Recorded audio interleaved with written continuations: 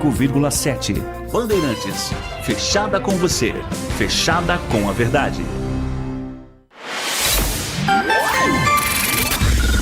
Manhã Bandeirantes. Oferecimento. Recap, Sindicato dos Postos de Combustíveis de Campinas e Região. Acesse recap.org.br.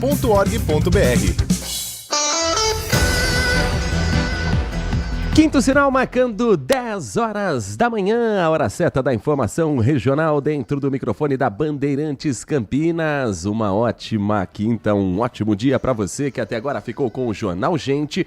Amanhã de volta na programação da RB às 8 da manhã, coladinho com o Primeira Hora e com transmissão simultânea na tela da Band News TV. Até às 11h30 da manhã, você é meu convidado, você é minha convidada para saber o que de mais importante acontece na região metropolitana de Campinas, no Brasil e no mundo. Hoje repercutindo também a votação que ontem, na Câmara Federal, aprovou a PEC, a proposta de emenda constitucional, que termina com a escala de trabalho 6x1 no Brasil. Nós vamos trazer a lista de todos os deputados do estado de São Paulo e alguns nomes de conhecimento nacional, para a gente saber como se posicionaram os parlamentares. Foram 472 votos a favor e 22 contra no primeiro turno, número que ficou próximo no segundo turno, mas é que muitos deputados foram embora depois da votação em primeiro turno. A gente vai falar quem foram eles, a gente vai contar para você os detalhes dos bastidores desta PEC e trazer algumas das falas mais marcantes também no plenário da Câmara Federal. E claro, a sua participação sempre muito bem-vinda, você que nos acompanha pelo FM 85.7 e pelas plataformas digitais do Grupo Bandeirantes de Comunicação, como o aplicativo Band Play, o portal bandmulti.com.br e o nosso canal do YouTube, youtube.com/Bandeirantes Campinas. Nós vamos juntos até que Carlos Henrique chegue com o noticiário esportivo, destaques de Campinas e principalmente de Ponte Preta e Guarani, do esporte como um todo, mas foco principal nas equipes que entram em campo. Guarani no final de semana, a Ponte Preta na próxima segunda-feira e atualizando também o que de mais importante acontece, por exemplo, Guarani aguardando a rescisão de Brian Borges com a Ponte Preta, mas observando também o mercado de olho nesse atleta, e a Macaca em busca de um treinador. Gabriel Remédio encerra a passagem pelo Moisés Lucarelli e Edson Boaro é regularizado no BID. É uma das informações que você lê no portal carlosbatista.com.br. O auxiliar técnico optou por se desligar da Ponte Preta nos últimos dias. É mais um que deixa o clube na barca que está indo embora de Moisés Lucarelli, que já teve também a saída do técnico Rodrigo Santana, ele que assumiu o lugar do técnico do Amazonas. Vai trabalhar no Amazonas na Série C do Campeonato Brasileiro.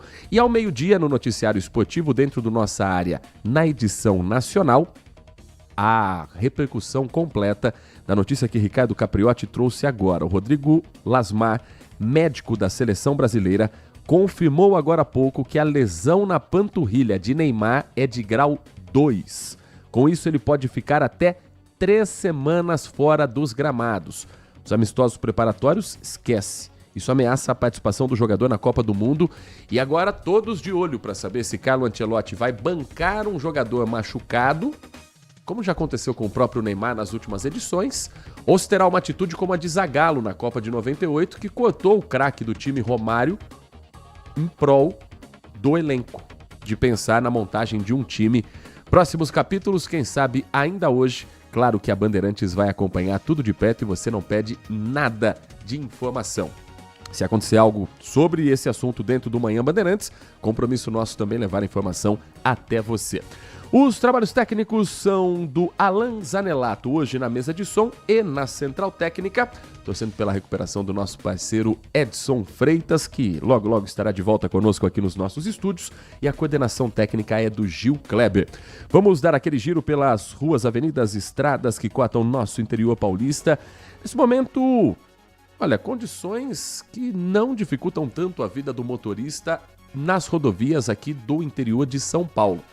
Mais cedo, a Rota das Bandeiras sinalizou na SP 332, que é a rodovia Zeferino Vaz, o Tapetão, No trecho de Paulínia, um incêndio em um veículo que ainda está sendo investigado, mas que não provoca lentidão neste instante. Foi por volta de 15 para 6 da manhã, o carro começou a pegar fogo, começou a esquentar o motorista encostou, conseguiu descer a tempo. O veículo foi tomado pelas chamas, mas sem ferimentos, felizmente. Agora, já recolhido esse veículo, retirado da pista, isso não provoca nenhuma interdição ou lentidão na rodovia Zeferino Vaz. O mesmo vale para a rodovia Dom Pedro I, que integra o corredor Dom Pedro, junto com o anel viário Magalhães Teixeira, 2 pistas nas direções diversas, com condições favoráveis ao motorista nesta manhã de quinta-feira, inclusive de visibilidade. Na rodovia Anhanguera, a concessionária mais cedo também sinalizou um acidente entre 2 veículos, mas sem feridos. No quilômetro 56, passagem por Jundiaí, pista norte, sentido interior. Agora, veículos já retirados da pista não provocam lentidão. A Anhanguera tem outros pontos de congestionamento, mas na pista sentido capital. E atenção, você que mora em Sumaré, você que mora em Americana, vem para Campinas neste momento.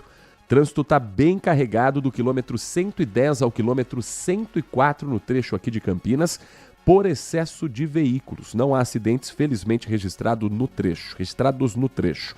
Do quilômetro 62 ao quilômetro 60, na passagem por Jundiaí, também por excesso de veículos, o motorista diminui a velocidade, assim como, ainda pela rodovia Anhanguera, chegando a São Paulo, do quilômetro 14 ao quilômetro 11.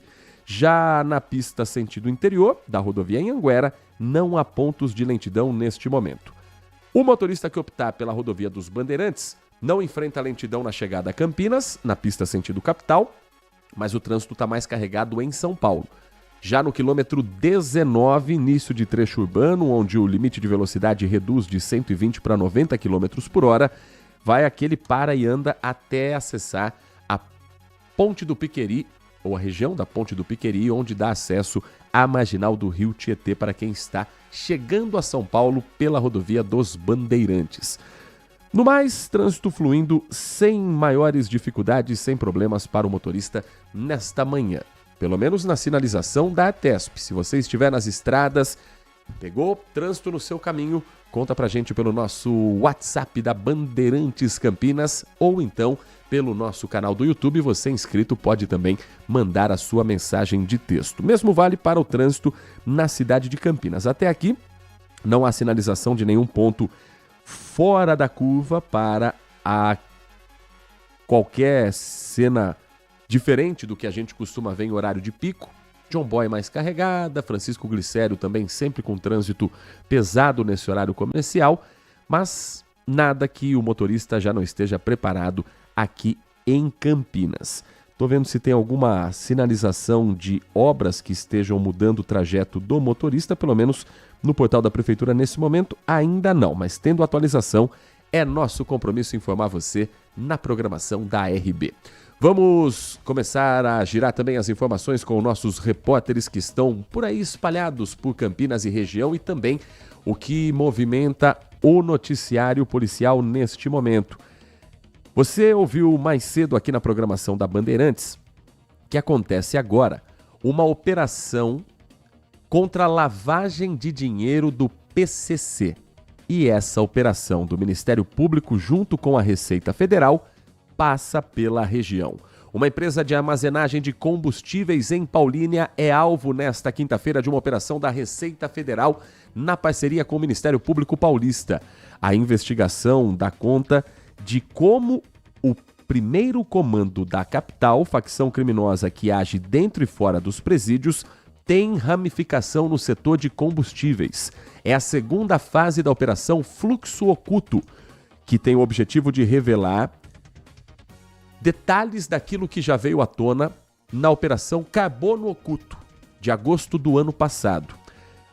A organização criminosa, segundo a investigação da Receita Federal e do Ministério Público, continuou agindo para lavar dinheiro, adulterar combustíveis e sonegar impostos, mesmo depois da operação anterior. Aqui na região de Campinas, a investigada é a Tercom Terminal Armazenagem Combustíveis. A empresa de Paulínia servia apenas de entreposto no esquema investigado de notas fiscais fraudulentas. A Agência Nacional do Petróleo informou que 5 equipes estão dando apoio nas ações de busca e apreensão realizadas em 2 terminais de armazenamento de combustíveis. Também estão sendo alvos de busca e apreensão 2 produtores de solventes e uma indústria química suspeita de desviar solvente para o mercado de combustíveis.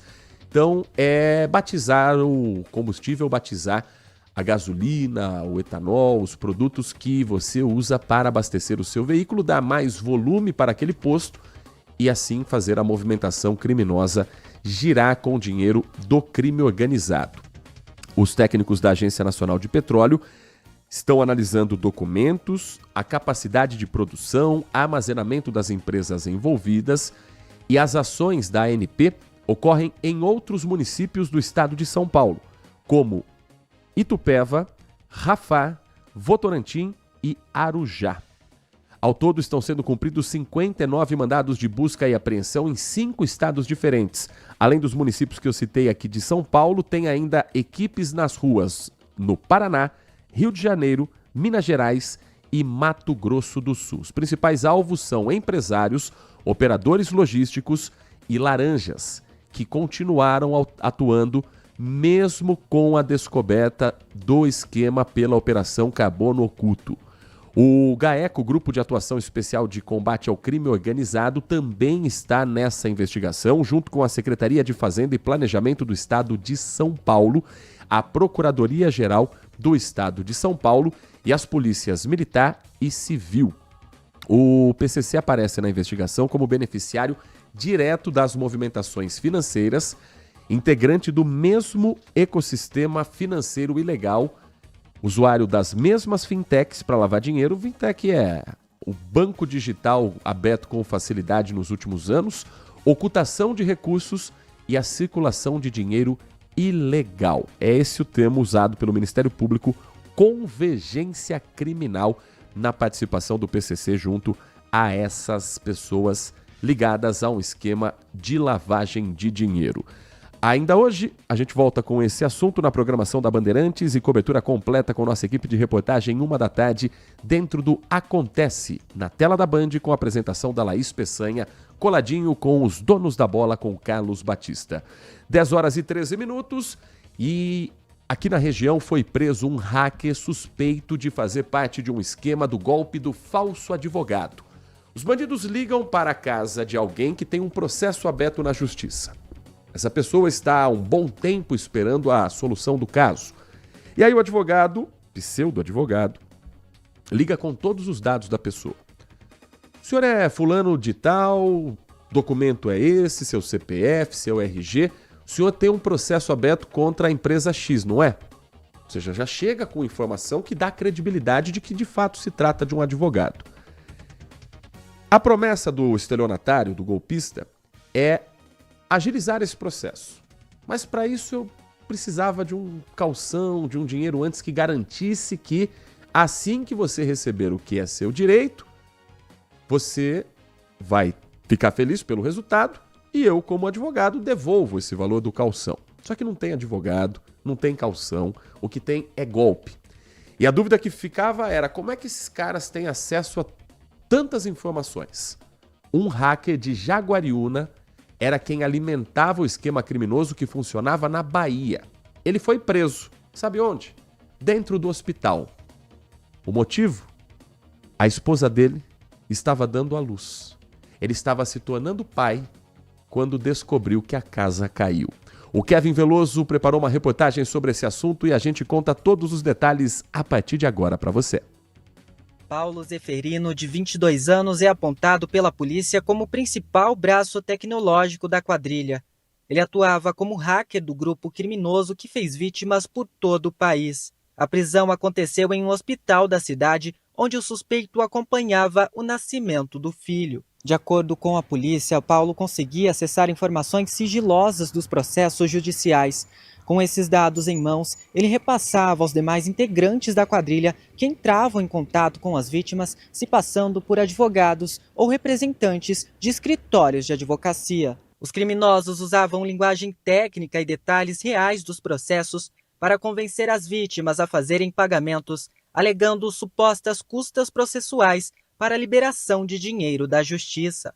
A investigação identificou uma movimentação superior a R$ 4.200.000 envolvendo os golpes. A operação, coordenada pela Polícia Baiana, cumpriu mandados de busca e apreensão e também ordens de prisão nos estados de São Paulo e do Rio Grande do Norte. Na região de Campinas, foram 4 mandados de busca e 1 de prisão. Celulares, computadores e outros dispositivos foram apreendidos e devem passar por perícia. Além da prisão em Jaguariúna, outras 3 pessoas foram presas em São Paulo. 10h16, o gerente de uma adega foi preso em flagrante pelo crime de descaminho de bebidas alcoólicas importadas, com 191 garrafas apreendidas em Indaiatuba. A ação realizada pela Polícia Civil por meio da 1ª Delegacia de Investigações Gerais de Campinas descobriu, através de uma denúncia, que um estabelecimento estaria comercializando bebidas de origem estrangeira sem a devida rotulagem, em desacordo com a legislação vigente. No local, os policiais constataram a existência de diversas bebidas alcoólicas importadas expostas à venda e mantidas em depósito sem a identificação adequada. Vinhos, uísques, licores, vodkas que foram apreendidos em situação irregular. Essas mercadorias permanecem à disposição da Justiça para uma perícia técnica para saber se também não tem um outro crime na parada: a falsificação de bebida alcoólica. O responsável pelo estabelecimento foi preso pelo crime de descaminho, pagou a fiança, foi liberado e vai responder em liberdade. 10h17, acontece nesta quinta-feira o segundo dia do Food Tech Hub Latam, o mais importante ecossistema de inovação da América Latina, que em parceria com a PUC Campinas realiza o 6º International Food Tech Forum, um evento para discutir como a biotecnologia, a biologia molecular, o avanço da pesquisa clínica e modelos de inteligência artificial podem fazer a diferença no consumo de alimentos e também na conservação desses produtos. Hoje, por exemplo, a discussão é sobre as embalagens, com pessoas da área, com especialistas no assunto, com técnicos, políticos e uma série de discussões que acontecem ao longo desta quinta-feira. Ontem nós trouxemos o primeiro dia do evento com a repórter Lucimeire Ramalho, que volta agora na nossa programação, falando sobre a discussão desta quinta-feira e o segundo dia desse evento que acontece no auditório do Campus 1 da PUC Campinas. Conta tudo pra gente, Lucimeire. Heitor, de volta aqui no evento Food Tech Forum, um evento que acontece aqui no auditório da PUC Campinas, falando sobre essa questão da inteligência artificial, da biotecnologia voltada para a indústria de alimentos. Quem vai conversar comigo agora um pouquinho é o Antônio Marcos Pupim, ele é diretor de assuntos científicos e regulatórios da Associação Brasileira de Bioinovação, que é a ABBI, e justamente falar desse ponto, né, a biotecnologia voltada ao setor de alimentos. Antônio, como fazer essa relação, né? Está diretamente ligado à segurança alimentar, vai depender também da biotecnologia nesse setor? Bom dia. Bom dia. A biotecnologia é uma ferramenta muito importante, ela já é utilizada aqui no Brasil há mais de 30 anos. Tem uma comissão, né, que é a CTN-Bio, ela que avalia e aprova todos esses alimentos no mercado. Então, hoje em dia, nós temos uma série de produtos que já estão disponibilizados no mercado, não só no Brasil, mas como no mundo todo, e são produtos seguros para consumo e têm um impacto bastante grande para a balança comercial do país. Se a gente pensar na prática, né, para quem está em casa entender, né, onde que a biotecnologia entra naquele alimento que eu tenho na minha mesa, né? Então, um exemplo para o pessoal de casa entender mais na prática. A gente tem a soja, né, por exemplo, a proteína de soja, que hoje em dia, né, a proteína está bastante em voga. Nós temos, né, os óleos, né, que a gente utiliza para cozinhar os nossos alimentos, né? Temos as vacinas, por exemplo, que nós também tomamos vacinas, algumas vacinas são transgênicas também, então tem uma série de produtos, mas eu acho que o principal dele aí realmente são as proteínas, né? Como por exemplo as de origem de soja, que são utilizadas aí no nosso dia a dia e também para a própria alimentação animal, né? Tem o milho geneticamente modificado, então é utilizado na ração animal, então isso traz aí uma excelente performance para os animais. Antônio, como que você vê a importância de se discutir um assunto como esse, né, a biotecnologia, a inteligência artificial no setor dos alimentos, num evento como esse aqui, né? São vários profissionais, vários assuntos, várias ideias, justamente para a gente pensar daqui para frente, para a segurança alimentar? É um evento super importante e unindo essas duas ferramentas muito poderosas, a biotecnologia, que já é conhecida já há mais de 30 anos, né, que está efetivamente implementada aqui no Brasil, e a inteligência artificial, que vem cada vez mais crescendo. São duas ferramentas que, associadas, vão resultar em novos produtos e novos processos que vão trazer um impacto menor para o meio ambiente e garantir a nossa sustentabilidade para um futuro mais saudável. Antônio, obrigada, bom evento para você. Heitor, então é isso, viu? Lembrando, né, a questão das embalagens vai ser um assunto bastante discutido aqui e com esse foco, inovação, tecnologia, a sustentabilidade, o futuro da cadeia alimentar. Esse evento que acontece em 2 dias é a 7ª edição do evento, a 4ª que acontece aqui na cidade de Campinas, focado na indústria do alimento e no futuro, né, para que a gente tenha alimento aí, a população cada vez crescendo mais e que a gente tenha novas formas de ter alimento na mesa de todo mundo, né? Eu volto aí com você, Heitor. Muito obrigado, Lucimere Ramalho. A gente volta daqui a pouquinho. Ainda hoje nós vamos trazer a votação da PEC que põe fim à escala 6x1 nas jornadas de trabalho do Brasil. Nós vamos falar como votou cada deputado federal aqui do estado de São Paulo, inclusive os deputados eleitos majoritariamente pelos votos da região de Campinas. Trazer alguns dos discursos que aconteceram em plenário também. E um debate mais acalorado entre o deputado André Fernandes e a deputada Érica Hilton, com direito a provocações. Esses e outros assuntos a gente conta para você ainda hoje no Manhã Bandeirantes, que vai para um rápido intervalo. E na volta a gente fala também sobre outros assuntos. Tem a presença de uma psicóloga clínica e do esporte, que vai participar conosco daqui a pouquinho do nosso Manhã Bandeirantes, trazendo entre os temas o assunto dependência emocional. A gente vai explicar como isso mexe diretamente na vida do brasileiro, da brasileira, em instantes, aqui no nosso Manhã Bandeirantes. Manhã Bandeirantes. Consumidor, muitas vezes, a qualidade do combustível que você coloca no tanque do seu veículo pode ser tão diferente quanto o preço que você paga por ele. Por isso, procure abastecer em postos de sua confiança e exija sempre o cupom fiscal. É seu direito e a sua garantia. Recap, Sindicato dos Postos de Combustíveis de Campinas e Região. Acesse recap.org.br. Minuto Bandmuti. Você informado em 1 minuto. A agência móvel da CPFL Paulista está em Campinas para oferecer atendimento à população de forma mais prática e acessível. Nesta quinta-feira, ela estará no terminal Mercado e na sexta-feira vai para a região do Campo Grande. No local, os moradores podem tirar dúvidas, solicitar serviços, negociar débitos, pedir segunda via da conta e atualizar cadastros.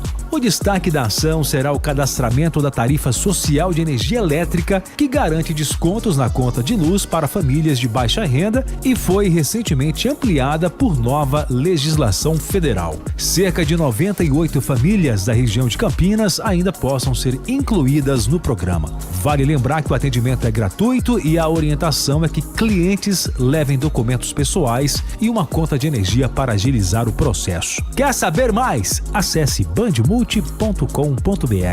Você ouviu Minuto Bandmuti. Você informado em 1 minuto.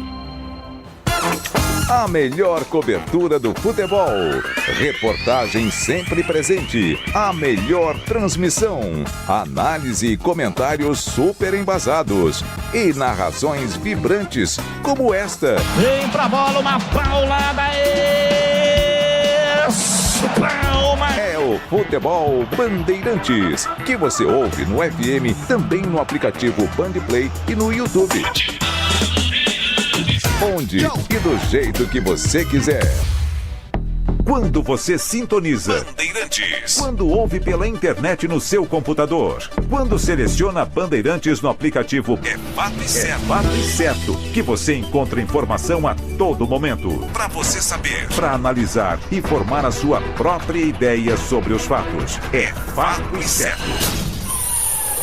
Bandeirantes. Atenção! Evento 100% gratuito em Campinas. É neste sábado no Largo do Rosário, a partir das 10 da manhã. Você não pode perder o Festival do Rádio e da TV. Todas as emissoras de rádio e TV juntas, com diversas atrações, espaço kids e muita música com Exalta Samba, Catinguelê, Sami Rico, Tuta Guedes, Sampa Crio e muito mais. É neste sábado no Largo do Rosário. Te esperamos lá. Realização AESP. Apoio Grupo Bandeirantes de Comunicação. Manhã Bandeirantes.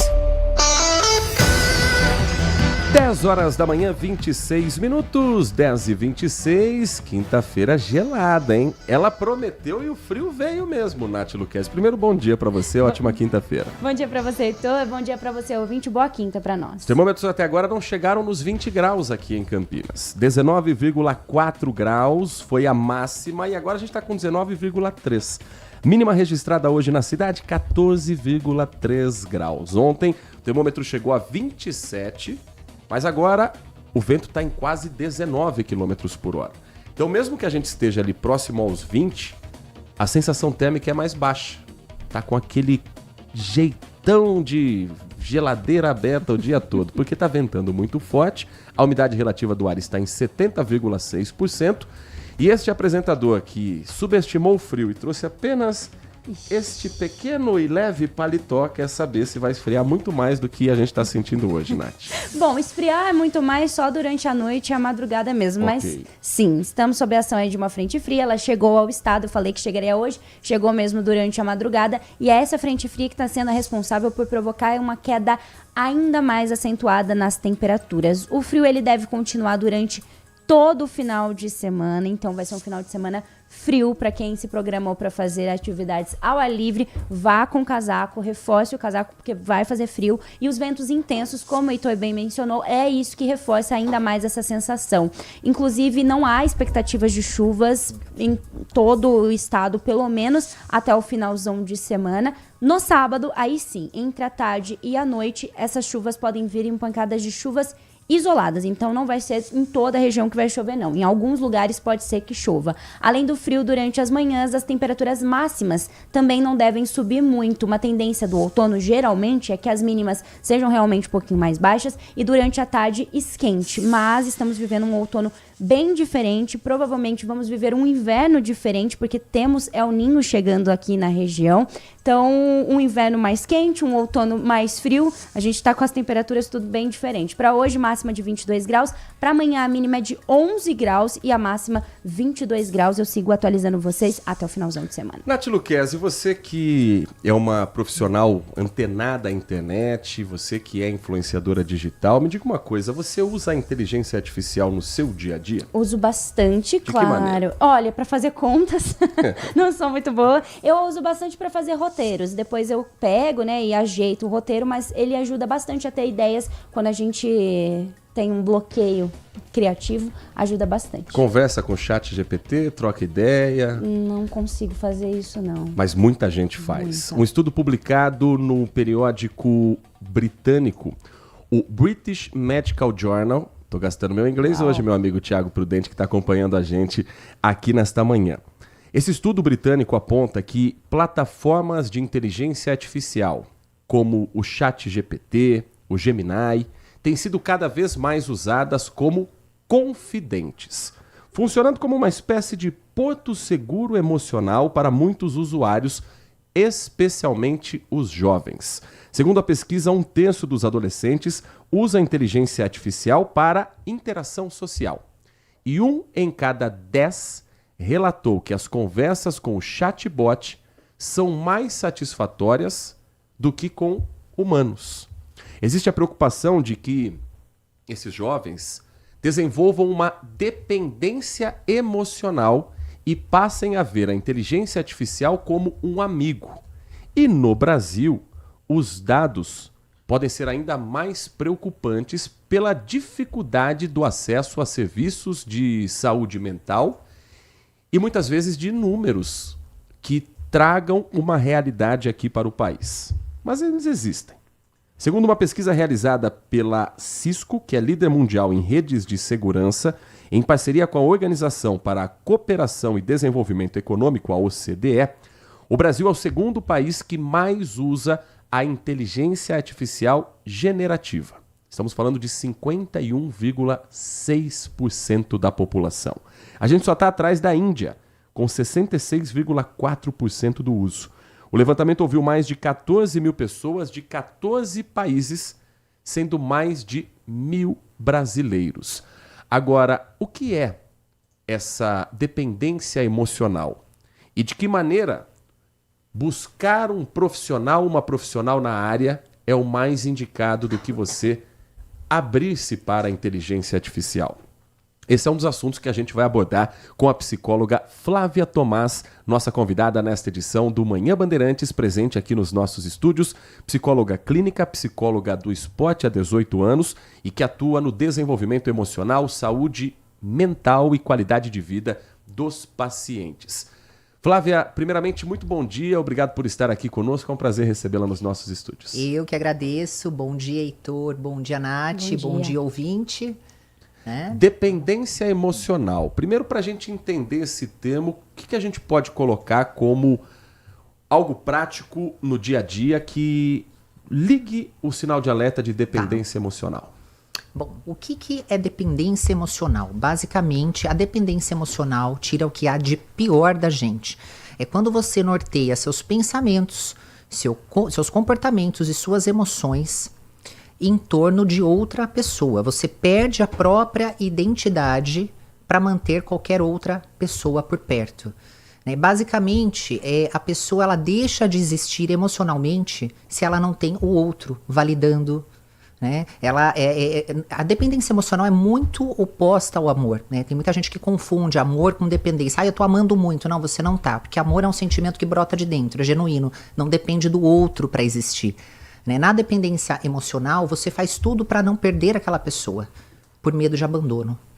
Então, se a pessoa não manda mensagem, se a pessoa se afasta, você começa a conduzir suas ações para ter a validação do outro, cancela compromissos, cancela sua rotina, deixa de existir mesmo, é uma perda de identidade, onde há uma junção à identidade da outra pessoa, com medo da perda, do abandono. Isso é dependência emocional. Muitas pessoas vivem esse formato de relação, é um tema muito abordado no consultório, e nos consultórios também, acredito, com os meus colegas, e o sinal de alerta é isso, é a perda de identidade. A pessoa fica muito ansiosa, mesmo que aquele relacionamento esteja gerando um sofrimento profundo, para essa pessoa ainda é mais sofrido ter que se afastar daquela pessoa. Quando o relacionamento é com uma máquina, como a inteligência artificial, a máquina está ali 24 horas por dia à sua disposição e muito provavelmente vai responder aquilo que você quer ouvir, não necessariamente o que você precisa.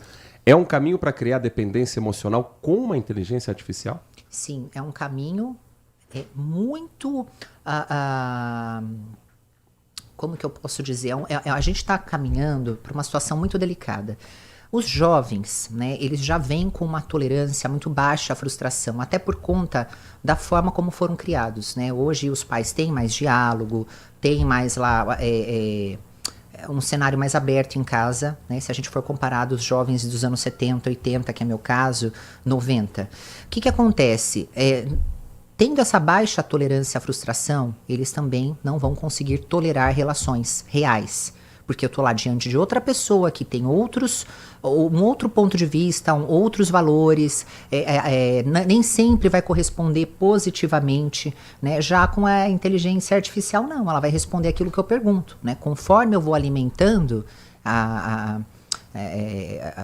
inteligência artificial, eu crio um prompt, vamos pensar assim, ela vai conhecendo aquela pessoa, e ela vai devolver de acordo com o que aquela pessoa quer, né? Então, assim, não vai se frustrar, não precisa sair de casa, ouve o que quer. Isso a gente já tem percebido muito, né? Não só nos relacionamentos com a IA, mas nos relacionamentos virtuais, né? Tanto, aí é outro cenário, tanto com a pornografia como com os sites de relacionamento e rede social. Os jovens estão se relacionando muito mais virtualmente.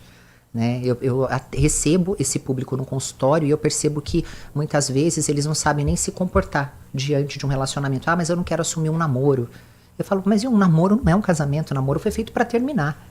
Se você não terminar em casamento, vai terminar, né? Não, eles acreditam que o se relacionar, né, o estar dentro da relação é algo muito grave. E porque para quem tem baixa tolerância à frustração, né, esse cenário deve causar muito medo, né? Então, essa busca pela internet tem sido cada vez maior, infelizmente. Interessante esse conceito. O namoro existe para terminar, ou em casamento, ou não deu certo. Vem a próxima, né? Ou a próxima, ou os próximos. Nath Luquezzi, estamos conversando com a psicóloga Flávia Tomás, nossa convidada nesta edição do Manhã Bandeirantes. Bom dia, Flávia. Acho que seguindo essa era digital e tudo mais, nas redes sociais tem um termo que as pessoas usam muito, principalmente o pessoal da geração Z, que é o termo love bombing, que é aquela bomba de amor, bombardeio de amor, que é quando a pessoa dá atenção, dá carinho, fala frases, é aquele amor avassalador e do nada acaba. Como saber se esse amor, quando esse excesso se torna perigoso? Tá. Dentro desse termo, love bomb, nessa realidade, eu acho que tudo que sai de um equilíbrio, né? Se esse jovem, ele começa a direcionar todas as ações para outra pessoa, única e exclusivamente, amor, mensagem, carinho, e não tem uma reciprocidade, não tem uma troca, e ele também não respeita o limite do outro, porque para eu estar tendo uma demonstração, tem que ter uma troca na relação, e eu também preciso respeitar o seu limite, né? Às vezes você tem um compromisso, você não vai sair comigo naquela noite, você vai, enfim, você tem qualquer outra coisa para estar fazendo. O que é perigoso? Quando a pessoa se fixa, né? Ela fixa nesse tipo de relação tão intensa, e aí ela não consegue mais se desvencilhar, né? A gente vê muito caso aí de automutilação, de suicídio. Eu recebo muitos casos assim no consultório, justamente pela baixa tolerância à frustração. Quando eu tenho tudo parte do princípio da frustração, tá? Quando eu tenho uma baixa tolerância à frustração, eu sou o umbigo do mundo. Eu sou o centro, eu não consigo te reconhecer numa relação. Então eu quero você pra mim, como se fosse um animal de estimação. Eu quero, sabe a Felícia? Gatinho, eu quero você pra mim. E se eu não tenho essa troca, eu não consigo lidar com isso, né? Outras questões que eu percebo, né, dentro desse termo, né, love bomb, e entre os jovens, é que eles são extremamente volúveis, sabe? E é como se fosse escolher um filme no Netflix. Então, numa terça-feira, né, eu estou sentada diante de um jovem falando que vai morrer, e que ama, e que tá passando mal na outra semana, porque a terapia é semanal, né, os encontros são semanais. Eu falo, e aí, como foi? Não! Nossa, eu nem lembro. Daí já vem trazendo outras questões. Eles vivenciam experiências de maneira muito rasas. São muito rasas, porque já foram habituados, eles foram criados nesse cenário tecnológico, né? Então, você pegar alguém aí de 20 anos, 19, se o WhatsApp é de 2012, começou em 2012, 2013, se não me engano, essa geração aí nasceu praticamente nessa época. Né? Era muito criança, então foram criados nesse cenário dos cliques, e passa, arrasta para o lado, arrasta para cima, para baixo, e as relações estão sendo encaradas assim, né? Eu já venho de uma outra geração, né? Quando estraga, a gente conserta. Existe mesmo uma diferença entre paixão e amor? Muito, muito, muito. E isso é muito legal, Nath, você colocar, porque a gente só consegue entender dependência emocional, eu consigo identificar a dependência a partir dos conceitos de amor e paixão. Amor é um estado de plenitude. Eu vou dizer para você que é basicamente uma faixa vibracional. É quando eu estou bem comigo e com o resto do universo. Eu não dependo de outra pessoa para amar. Eu posso amar profundamente a natureza, a família, o meu trabalho e transbordo. Quando eu encontro uma pessoa nessa mesma faixa vibracional, nesse mesmo estado de plenitude, a gente daí diz que tem um amor correspondido, que é a tal da reciprocidade. Mas eu faço para você porque eu quero. Se você precisa ir, seguir em frente, eu posso sofrer, posso, mas eu não me deixei de lado, porque eu mantenho a minha individualidade, essa conexão comigo. Isso é o amor, né? A paixão, ele é um estado patológico, porém necessário. A paixão, ela se aproxima muito do conceito de dependência emocional, mas é uma fase necessária, né? Porque pra gente amar, a gente precisa se apaixonar, né? Ela dura entre 8 a 3 anos, é 8 a 1 ano e meio, 3 anos é o máximo, é muito difícil alguém se manter apaixonado por esse tempo, né? Mas a paixão é o estado patológico. E se a gente ficasse apaixonado por muito tempo, nós morreríamos de exaustão emocional. Porque é um estado patológico. Ninguém aguenta. Porque a paixão é aquela coisa, você quer falar com a pessoa, se ela não manda mensagem, você fica mal, é aquele looping. Falou que vai me ligar no sábado 10 horas da manhã, não mandou mensagem, a gente, né? É aquela coisa da paixão, é uma delícia, mas ninguém conseguiria sobreviver, né, por muitos anos a paixão. O amor, ele já vem para somar, é o amor saudável, né? A dependência emocional já não é esse estado de plenitude do amor, né? Eu preciso de você, seja por controle. Na dependência, eu posso te controlar, porque existem 2 tipos de dependência, ou por submissão. Eu aguento tudo para você não me abandonar. Não é saudável. Agora, Flávia, você citou essa faixa etária, 19, 20 anos, que é o momento da vida em que a gente entende que aquela paixão é a nossa vida. É aquela fase em que o adolescente ainda não sabe, talvez, diferenciar o que é a paixão, o que é o amor, que sofre com aquele namorico, que transforma o drama em algo que para ele realmente é o fim do mundo. Mas que talvez depois, com a maturidade, a pessoa entenda que não, acho que eu sofri porque era coisa da idade. Só que, voltando ao tema também das redes sociais, da inteligência artificial, antes talvez esse adolescente conversasse mais com um amigo mais velho, com a mãe, com o pai. Hoje a resposta vem do ChatGPT. Isso também é visto, por exemplo, nos consultórios, isso é visto na sociedade como adolescentes que não estão sabendo lidar com algo que faz parte da idade, que um dia vão olhar para trás e dizer, por que eu sofri tanto por aquilo? Exatamente. O que acontece, né? Essa faixa etária, né, quando eu falo da baixa tolerância à frustração, né, esse cenário acontece justamente pelo momento social que a gente vive, tecnológico. Quando acontecia isso, talvez há 20, 30 anos atrás, é lógico, eu também já tive meu primeiro término, achei que eu ia morrer, falei, eu não vou sobreviver. Só que a gente não tinha que lidar com esse meio de comunicação tão rápido. Então você chorava ali para uma amiga, a amiga ia na tua casa, você comia um monte de sorvete, fazia a noite das amigas, conversava com uma mãe, e aquela coisa, o ambiente controlado, você não sabia muito da pessoa, era telefone fixo.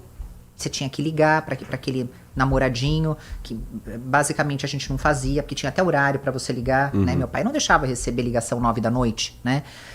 Hoje, a galera termina e começa a ver que o namorado tá saindo com outra, stalkeou a amiga e colocou...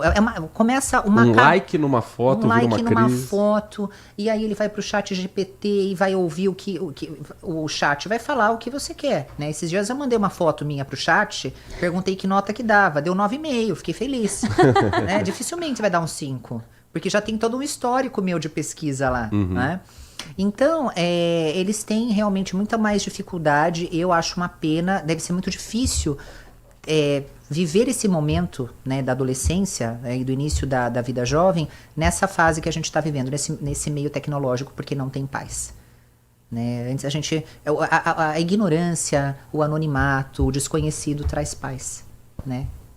E nas redes sociais também nós vemos casais maravilhosos. Recentemente, Virgínia e Zé Felipe ressurgiram juntos com uma família linda, 2 jovens maravilhosos. Essa comparação faz com que pessoas continuem dentro de relacionamentos ou sempre em relacionamentos parecidos, né? Seguindo as mesmas coisas por conta das redes sociais, por conta dessas comparações? Mas com certeza, com toda certeza. A rede social virou o grande termômetro social, a ponto de você me ver em algum evento ou numa academia e falar, nossa, a Flávia não me segue. Eu acho que ela não vai com a minha cara. Isso daí é a coisa mais normal que tem, virou um termômetro social. Agora, quando a gente fala de celebridade, imagina só o impacto que isso não deve causar nessas pessoas e que emocionalmente não estão ajustadas. Porque uma pessoa que se conhece, ela não vai se deixar levar né? Então ela acaba, às vezes, mantendo uma relação, né? Tenho total certeza do que eu tô falando, por quê? Eu já atendi e atendo muitos casos em que as pessoas não vivem bem no casamento, né? É o tema da sessão, né? É muito complicado vivenciar essa experiência com muita tristeza e lá na rede social tá postando, obrigada, amor, respeito e carinho, né? O amor da minha vida, e a gente sabe que não é isso, né? Então é uma vida teatral, é uma vida de fachada, né? E que tá todo mundo vivendo assim. A grande maior parte. Né? Nós estamos conversando com a psicóloga Flávia Tomás, psicóloga clínica, psicóloga do esporte há 18 anos, atuando no desenvolvimento emocional, saúde mental, qualidade de vida dos pacientes. E a sua experiência no trabalho com esporte, Flávia, traz a gente também para algumas outras discussões. E o nosso ouvinte está participando. Primeiro, agradecer aqui a mensagem da Maria do Carmo Peixoto Tomás. Parabéns, Flávia, ótimas colocações. Também ouvindo a gente, a Érica Serra, direto de São Vicente. Erickson Robert também, olha aí a programação da Bandeirantes Campinas chegando também para o litoral paulista. Paula Nassar também mandando mensagem. E tem uma mensagem aqui, tem um assunto que, claro que existe uma questão ética que a gente não vai te colocar numa saia justa, mas contextualizando, a Ponte Preta, clube de futebol tradicionalíssimo do futebol brasileiro, que disputa a Série B do Brasileiro, vive uma crise financeira gigantesca. Jogadores que admitiram já estar há 9 meses sem receber salários. E o Alexandre Aires, ele pergunta pra gente o seguinte: Heitor, aproveitando que a Flávia é psicóloga do esporte, pergunte se há muita influência para um time em campo saber que tem atletas que estão há 9 meses sem receber salários e o quanto isso influi no dia a dia. Eu aproveito para perguntar como é que fica a cabeça de um profissional que depende de desempenho físico, de alimentação, de preparo, do psicológico de ter um adversário do outro lado do campo, buscando os mesmos 3 pontos que você e sem saber quando é que vai pingar o próximo salário na conta. Isso mexe diretamente com o desempenho dentro de campo? Mas com toda certeza, né? O dinheiro, né? O dinheiro que nós recebemos pelo trabalho, seja qual for, né? Ele é fundamental. Eu só não vou dizer que é essencial, porque essencial é de essência, né? Uma mãe, por exemplo, um pai, um filho são essenciais, né? Eu fico sem dinheiro, mas não fico sem meu filho. Agora o dinheiro é fundamental. Né? A gente está falando aí de atleta, né, da Ponte Preta, é isso? Né, da Ponte Preta, né, atleta do alto rendimento, né, alta performance, né, como que ele vai se estruturar emocionalmente ali? Porque ele tem uma família, né? Antes de ser atleta, eu penso, é um ser humano que tem família, tem conta para pagar, né? Ele não está só no campo performando, né? Então, como que fica a saúde emocional, né, de um atleta desses? Eu acho que fica bem comprometida, né? Porque o clube era para estar, com certeza, pagando pelos serviços do atleta, que é como qualquer outro serviço. Muitos clubes, né, os maiores têm psicólogos, né, tem profissionais da área da saúde, porque quando a gente fala de alto rendimento, a gente precisa aí de um ajuste emocional, não deve ser, na verdade não é que não deve, não é nada fácil você estar em campo, né, torcida, jogando, torcida, de mídia. Exatamente, né? Xingamentos, enfim. Agora, um cara passando por tudo isso sem receber, né? Muito complicado, fica muito complicado. Recentemente, inclusive, nesse sábado, seguindo essa linha de esporte, o fisiculturista Gabriel Ganler, infelizmente, faleceu. E o uso de anabolizantes, no caso desse tipo de esporte, que muitas das vezes é necessário, muito difícil um fisiculturista não fazer uso. O uso de anabolizantes também faz com que a mente dessa pessoa mude ou é mais um impacto emocional? Olha, podemos falar do impacto emocional, tá? Mas o que eu penso, né, em relação a esse atleta? Eu competi, né, por 5 anos seguidos no fisiculturismo, categoria biquíni, depois categoria wellness. Sim, no fisiculturismo não dá para pensar, né, em campeonatos sem o uso de esteroides, anabolizantes, a menos que você vá para um campeonato natural, mas as grandes federações pedem isso. O que eu acho é que está passando muito do ponto, mas muito do ponto, né? Isso é uma questão aí de urgência, eu acho que tem que ser tomado medidas aí. As pessoas estão levando para tudo ou nada, o fisiculturismo em partes, foi muito popularizado, porque era um esporte até então marginalizado, eu acho muito legal. Só que o uso desmedido de anabolizantes e outra, né? Além do humor, do emocional, vai, né? Ter alteração em todo o processo bioquímico, né? Do ser humano, como qualquer outra medicação. Né? Até onde vai a vaidade? Até onde vai o tudo ou nada para você ganhar um boneco? A gente fala boneco, né, no fisiculturismo. Até onde vai? Né? Era um menino cheio de vida, novo, e infelizmente perdeu a mão. Minha opinião sobre o caso, porque eu li bastante, né? Eu não acho que tenham culpados, né? As pessoas começaram a culpar o coach, culpar isso. Ele tomou porque quis, ele fez uso, ele já relatava em alguns... como que fala? Em algumas entrevistas que ele tomava mesmo, que ele tomava, nem sabia o que estava tomando, e já era maior de idade. Né? Eu acho que para a gente ter uma efetividade nesse esporte, como em qualquer outro, né? Tem que ter cautela, tem que procurar médico, tem que fazer exame, né? Enfim. Né? Mas não foi o que aconteceu no caso. A gente tem um dado aqui também, para a gente fechar aqui nosso assunto, um dado da PUC do Rio Grande do Sul, divulgado no ano passado, sobre psicologia no esporte, apontando que 41% dos atletas brasileiros de alto rendimento possuem transtornos alimentares, reflexo da ausência do cuidado com a mente. Os dados mostram que 23% afirmam ter dificuldade para dormir, 15% relatam uso de álcool, 5% de drogas, mesmo sabendo que há um acompanhamento das federações, das confederações com o antidoping, 14,6% têm depressão e 13,5% sofrem de ansiedade. Esse dado foi divulgado no final do ano passado, ou seja, extremamente recente.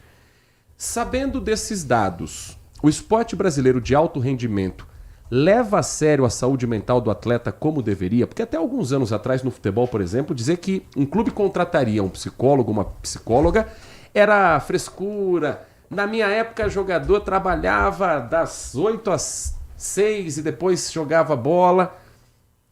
O Brasil está começando a entender a importância da psicologia do esporte ou ainda está longe disso, Flávia? Olha, está começando a entender, né? Eu fico bem animada, mas ainda está longe de ter aí um espaço que a psicologia merece. A psicologia chegou no Brasil em 64. Eu fui da turma 40. Muito recente. Eu fiz a PUC aqui, a turma 40. É muito recente no Brasil. E é um tipo de trabalho que agora tem os convênios. Você consegue se tratar pelos convênios, pela prefeitura, mas é um serviço caro ainda, que muitas pessoas não procuram. Ou porque tem o estigma, eu não sou louco, eu não sou isso, eu não sou aquilo.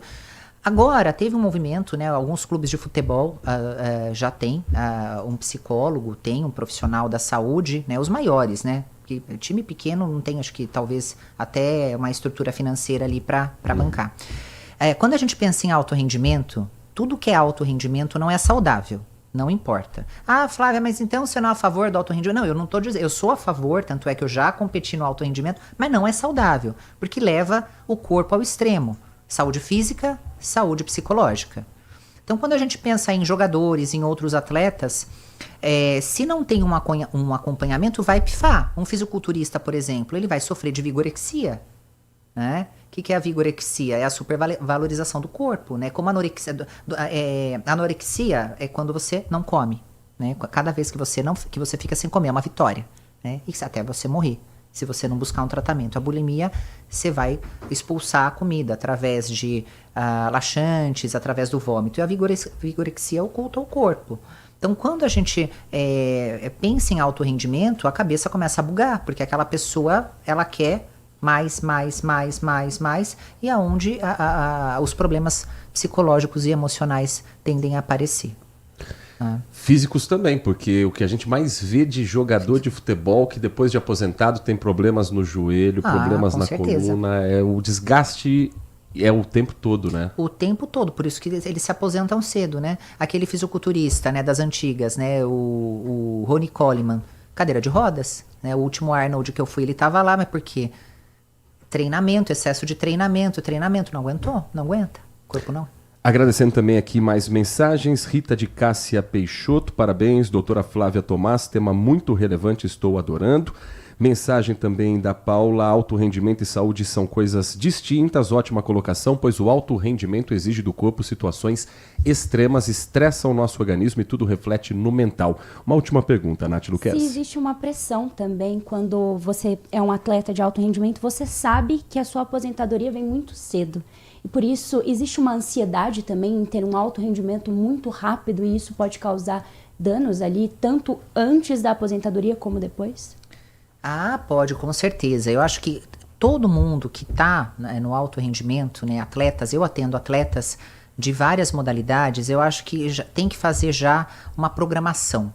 Então, meninos que estão iniciando no futebol e que vai ter um certo destaque, vamos pensar numa faculdade, né, os pais acompanhando, vamos pensar no que a gente pode fazer. Ah, depois eu posso virar um treinador, um técnico, um fisioterapeuta, um profissional de educação física, ou que seja outro esporte. Eu acho que a família deve acompanhar sempre que possível, né, as crianças que estão iniciando no alto rendimento, porque vai acabar. É 30 e poucos anos, 40 anos, já era. Não tem muito para onde correr, o corpo não aguenta, seja lá a modalidade. Se não tiver uma estrutura... vamos pegar jogadores, tá, de futebol, que hoje acho que no Brasil são os que, dependendo dos times, são os que mais ganham, né? Acho que se a gente futebol comparar, masculino são os maiores salários, com certeza. Fisiculturista não ganha, é muito diferente. Eu acho que tem que ter a família por trás. Ó, vamos aplicar essa grana, porque futuramente você não vai ter, né? Muitos se perdem, né? O que a gente vê aí de alguns jogadores, né? Festas, ostentação, você vê que se perde uma vida, é uma libertinagem mesmo, uma vida bem, né? Tô falando de alguns, né? Isso daí é falta de estrutura emocional. Né? Você vê que é aquela coisa que não se encontra, e vai, e busca, uma hora vai acabar, vai ficar velho, vai, né? Isso daí é uma forma de desajuste emocional, sim. Né? Nós conversamos com a psicóloga Flávia Tomás, psicóloga clínica, psicóloga do esporte há 18 anos, formada aqui na PUC de Campinas e que atua no desenvolvimento emocional, saúde mental e qualidade de vida dos pacientes. Flávia, quem quiser conhecer mais sobre o seu trabalho, como é que te encontra nas redes sociais, como é que pode ter mais contato também com esse assunto tão importante para a nossa vida? Bom, na rede social eu estou no Instagram, né, como @Flávia.Peixoto-Tomás, né? E Flávia.Peixoto-Tomás. Tomás é com H e Z, certo? Isso, né? E pelo WhatsApp, né? Eu não sou muito do engajamento, eu não sou muito de ficar nas redes sociais, por aí, muito pelo contrário, né? Eu acho que eu tenho pra mim que o menos é mais. Eu gosto de viver em paz, sabe? Eu não gosto de... e tem que falar com um, com o outro e dar muita satisfação. Eu acho que isso deixa a gente, de certa forma, aprisionados, né? Eu atendo na cidade de Itu, São Paulo, online e presencial, meu consultório é lá, né? Enfim, Instagram e WhatsApp. Pode passar seu contato. É 15 o DDD, né? 11. 11? Ok. 11 9 74 67 4892. Repetindo, 11 o DDD. 9 7467 4892. E no Instagram você também encontra mais sobre o trabalho da psicóloga Flávia Tomás, nossa convidada nesta edição do Manhã Bandeirantes. Flávia, muito obrigado pela sua atenção. Eu que agradeço. Espaço sempre aberto para você voltar e falar sobre assuntos tão importantes como os de hoje. Obrigada, Heitor. Obrigado, Nath. Bom dia. Às 10h58, um rápido intervalo. Na volta, a repercussão completa da discussão que se tornou votação em 2 turnos e aprovação da PEC que coloca fim à escala 6x1 nas jornadas de trabalho do Brasil. Como votaram os deputados aqui da região e os deputados do estado de São Paulo. E a repercussão no meio político nesta quinta-feira é o assunto na volta do nosso Manhã Bandeirantes. Você está ouvindo Manhã Bandeirantes. Oferecimento. Recap, Sindicato dos Postos de Combustíveis de Campinas e Região. Acesse recap.org.br. Suas tardes ganham muito mais atitude na tela da Band. A partir da 1h30 da tarde, Nath Luquezzi comanda o Band Mulher, com tudo que você realmente quer saber. Saúde, carreira, tendências de moda e as melhores dicas de beleza para transformar sua rotina. Informação leve, prática e conectada com o seu jeito de ser. Band Mulher de segunda a sexta. O universo feminino tem um lugar garantido na tela da Band. Minuto Bandmulte. Você informado em 1 minuto. As inscrições para o vestibular das FATECs terminam no dia 1º de junho. Os interessados devem fazer o cadastro pelo site vestibular.fatec.sp.gov.br e pagar a taxa de inscrição dentro do prazo, que é de R$ 90.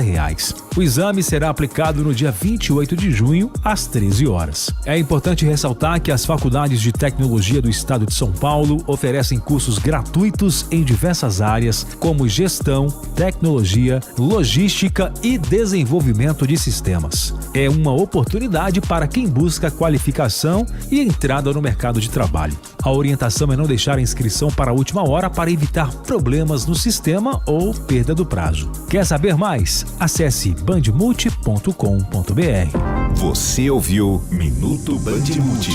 Você informado em 1 minuto. Foco em você. É você que nos faz produzir o melhor conteúdo todos os dias. Você, nossa audiência qualificada. Nossa relação com você vem de longe. Ano a ano, a Rádio Bandeirantes é parte da vida de milhares de ouvintes. Várias gerações que escolheram encontrar a informação aqui e continuam decididas. Mais que um hábito de pai para filho, uma história de confiança baseada em valores solidários. É o que somos. Rádio da Família. Valorizamos o direito, o cuidado, a diversidade. Somos e queremos ser relevantes no seu dia. Estamos e buscamos sempre estar presentes onde te interessa. Sempre inquietos e nunca desanimamos. Com responsabilidade e usando toda a tecnologia disponível, trabalhamos para fazer a Bandeirantes diariamente necessária, abrangente, essencial. Somos a Rádio Bandeirantes. Consumidor, muitas vezes, a qualidade do combustível que você coloca no tanque do seu veículo pode ser tão diferente quanto o preço que você paga por ele. Por isso, procure abastecer em postos de sua confiança e exija sempre o cupom fiscal. É seu direito e a sua garantia. Recap, Sindicato dos Postos de Combustíveis de Campinas e Região. Acesse recap.org.br.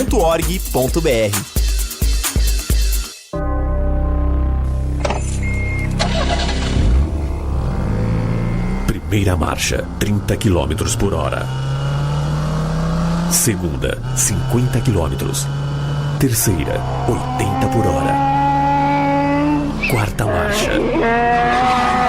Quinta marcha, 110, 120, 130, 150, 160, 170. Ir além do limite é burrice. Respeite a vida. Grupo Bandeirantes de Comunicação. Manhã Bandeirantes. 11 horas da manhã e 3 minutos, 11 e 3. Vamos começar a rodar a opinião do nosso ouvinte, porque o apresentador, ele às vezes se atrapalha com o tempo e eu quero ouvir você. Eu quero a sua participação, as diferentes opiniões, e a gente vai trazer a repercussão da escala 6x1, que ontem teve a importante votação em 2 turnos, e conforme prometido a gente vai analisar alguns discursos e trazer também aqui a votação dos deputados paulistas.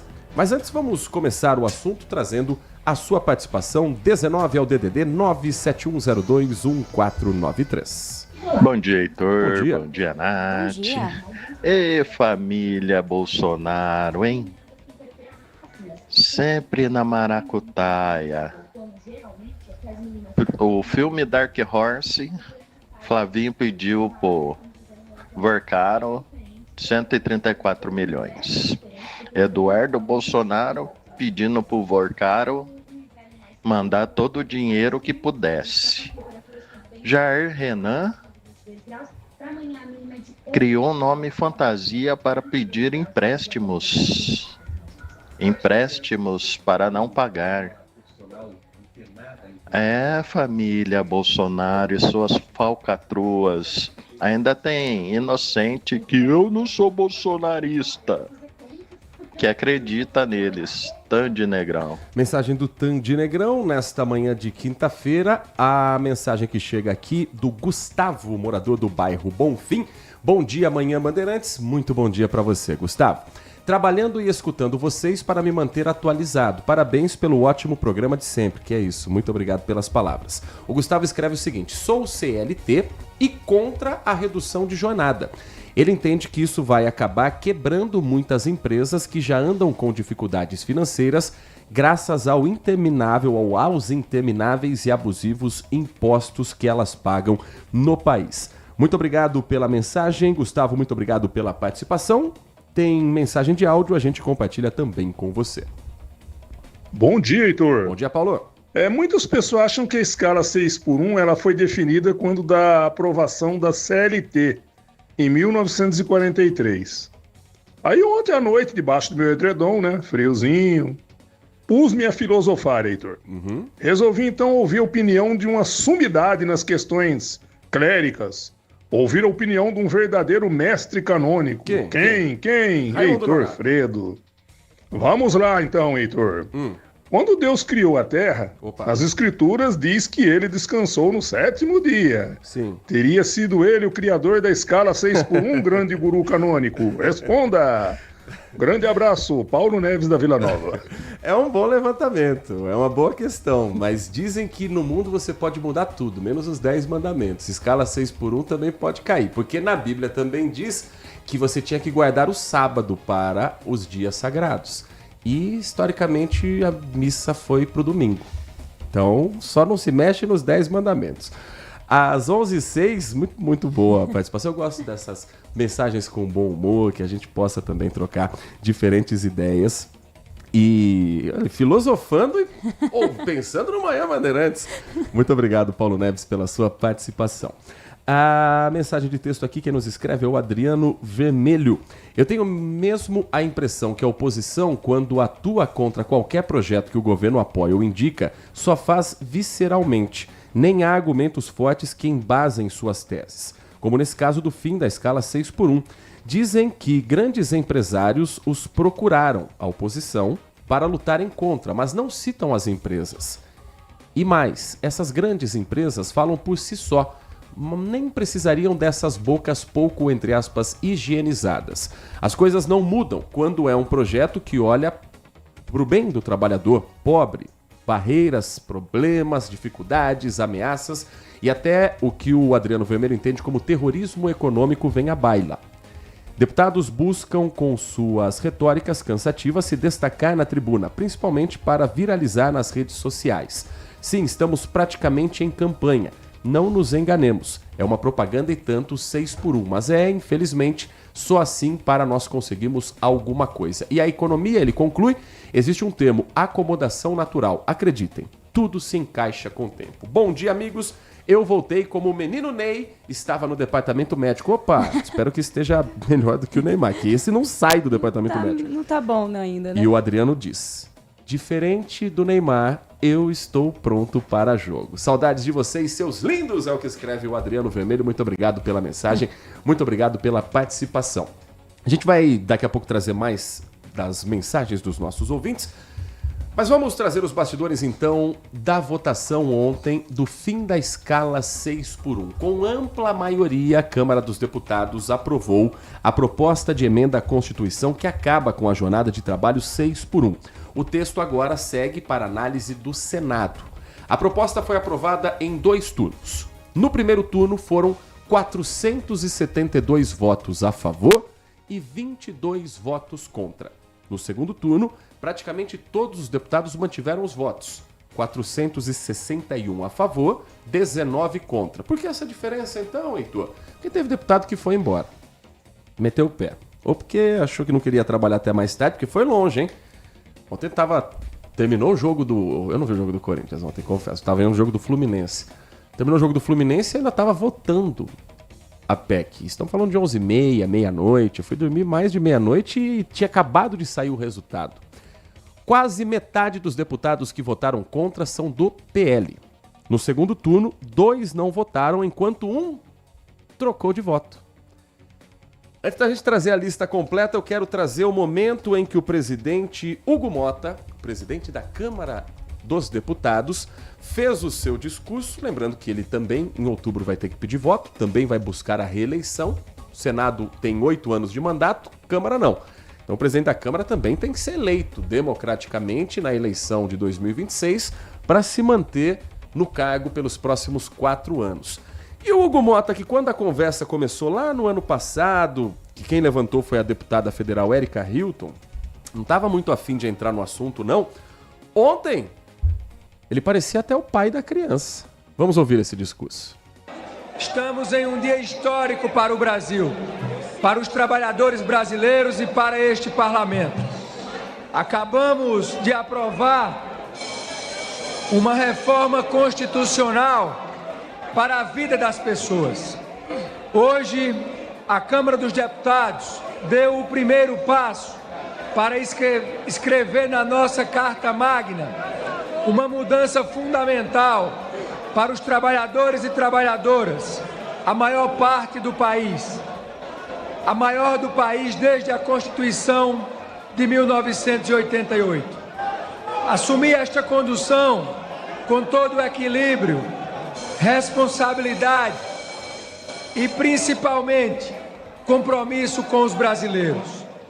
Por isso, já no início do debate, tratei 3 pilares como inegociáveis para esta Casa e para o governo federal: a redução da jornada para 40 horas semanais, 2 dias de descanso e a manutenção dos salários dos trabalhadores. E para atingir esse resultado, a Câmara dos Deputados, cada um de nós neste plenário, teve a coragem de enfrentar esse tema. E o trecho, portanto, do discurso do deputado Hugo Mota, presidente da Câmara, depois da aprovação em ampla maioria. Vamos à lista dos deputados que votaram contra. Foram 22 em primeiro turno e 19 em segundo turno. Dá para ler todos porque vou fazer aqui no pique para você saber, e muitos deles são do estado de São Paulo. Votaram contra a PEC da escala 6x1. Adriana Ventura, deputada federal do Partido Novo aqui de São Paulo, Bibo Nunes, do PL do Rio Grande do Sul, Carlos Chiodini, do MDB. Eu vou falar os partidos só e os estados só vou destacar quando for em São Paulo ou quando for alguma figura nacionalmente pública, ok? Caroline Detoni, essa conhecida, do PL de Santa Catarina, Daniel Freitas, do PL, Daniela Reine, do PL, os dois de Santa Catarina, Fábio Chioche, do União Brasil. Coincidentemente, Santa Catarina votou em peso contra o fim da escala 6x1. Fausto Pinato, deputado federal do estado de São Paulo, eleito pela União Brasil, votou contra a proposta no primeiro turno. Depois mudou de opinião. Minutos depois, no segundo turno, ele votou a favor da proposta da PEC da 6x1. Gilson Marques, do Partido Novo, Júlia Zanata, do PL de Santa Catarina, Kim Kataguiri, do Missão, aqui do estado de São Paulo, Lucas Redke, do PSD, Marcel Van Hatten, do Partido Novo, Maurício Marcon, do PL, Nicolete, do PL de Roraima. Ó, raro aqui, hein? Não teve nenhum deputado eleito por estado do Nordeste que votou contra. Do Norte, apenas 2, Nicolete, do PL de Roraima, e Paulo Marinho Júnior, do PL do Maranhão. Maranhão é Nordeste, Heitor. Ele não votou no segundo turno. O Pezente, do MDB de Santa Catarina, o Ricardo Guide, do PL, Ricardo Salles, do Partido Novo do estado de São Paulo, votou contra. Rosângela Moro, do PL de São Paulo, esposa do também deputado, também senador Sérgio Moro, também parlamentar. Sérgio Turra, do PP. E Zé Trovão, do PL, votou contra no primeiro turno e não votou no segundo turno. Para a gente trazer os votos a favor, quero começar trazendo 2 trechos de discursos que ontem chamaram mais atenção. O primeiro deles é de Paulo Pimenta. Paulo Pimenta é do PT, do Rio Grande do Sul. Ele é líder do governo na Câmara. Então fez aquela defesa que já se imaginava do projeto. A escala 6x1 é hoje a representação mais cruel das relações de trabalho no nosso país. As mulheres que cumprem essa escala de segunda a sábado são as pessoas que fazem o trabalho mais pesado e que recebem os menores salários, senhoras e senhores. É hora de ter coragem de fazer justiça, de dar dignidade para a classe trabalhadora, especialmente quem mais trabalha e ganha menos, para ter o direito de 2 dias de convívio com a sua família, de ter direito a uma jornada de trabalho de 40 horas e de conquistar esse direito sem que haja redução de salário. Ex-deputado Paulo Pimenta, líder do PT na Câmara dos Deputados. Bom, foram 472 votos a favor no primeiro turno. Então vamos fazer uma lista aqui dos nomes surpreendentes e dos nomes do estado de São Paulo. Vamos combinar assim, como votaram os deputados paulistas e quais foram aqueles votos que ninguém estava contando. Vamos lá, por ordem alfabética. Adilson Barroso, do PL de São Paulo, votou pelo fim da escala 6x1. Adilson Barroso, eu lembro dele fazendo propaganda na época da TV Gazeta, que acho que ele tinha autoescola, era tudo voltado para o trânsito. Adilson Barroso, deputado há muitos anos por São Paulo. Aécio Neves, ex-governador de Minas, cotado para ser, ou desejado pelo PSDB para ser candidato a presidente, votou pelo fim da escala 6x1. Quem mais surpreende aqui, ou é do estado de São Paulo, Alberto Fraga, do PL do Distrito Federal, votou pelo fim da escala 6x1. O estado de São Paulo tem Alencar Santana, do PT, natural. Alex Manente, do Cidadania de São Paulo, teve muito voto aqui na região. Alfredinho, do PT, também votou pelo fim da escala, 6x1. Seguimos na lista, aqui temos Amaro Neto, que é apresentador do Balanço Geral lá do Espírito Santo, do PP, historicamente conservador, votou pelo fim da escala 6x1. Ainda PT, PSOL, esses são bem óbvios, né, os votos. André Fufuca foi ministro do governo Lula, votou pelo fim da escala 6x1. André Janones também, que agora está na Rede de Minas Gerais, saiu do Avante. Antônio Carlos Rodrigues é um voto curioso. Ele agora está no Podemos. Ele é da ala do PL, deputado aqui do estado de São Paulo, da ala do PL Raiz, PL Centrão. Brigou com Valdemar da Costa Neto por ter transformado o PL num partido bolsonarista, foi para o Podemos e votou pelo fim da escala 6x1. Temos ainda, vamos aqui, Arthur Lira, ex-presidente da Câmara, votou também favorável à PEC. Baleia Rossi, do MDB de São Paulo, ele que é da região de Ribeirão Preto, votou pelo fim da escala 6x1. Beto Pereira, do Republicanos, ele votou sim, mas depois ele foi embora. Ele está trabalhando muito. Bia Kicis, do PL do Distrito Federal, uma das mais empolgadas bolsonaristas na Câmara, votou pelo fim da escala 6x1. Bruno Ganem, eleito aqui por Indaiatuba, do Podemos, votou pelo fim da escala 6x1. Quem mais? Chamando atenção aqui, Carlos Jordi, do PL do Rio de Janeiro, bolsonarista de primeira ordem. Carlos Sampaio, ex-candidato, eterno candidato à Prefeitura de Campinas e deputado federal há muito tempo, agora pelo PSD, votou pelo fim da escala 6x1. Temos ainda Celso Russumano, do Republicanos de São Paulo, também votou a favor da PEC, junto com os deputados do PSOL, do PT. A lista aqui dos coronéis, bancada da bala. Coronel Assis, do PL, votou pelo fim da escala. Coronel Fernanda, Coronel Meira, Coronel Ulisses, todos votaram junto com o governo federal pelo fim da escala 6x1.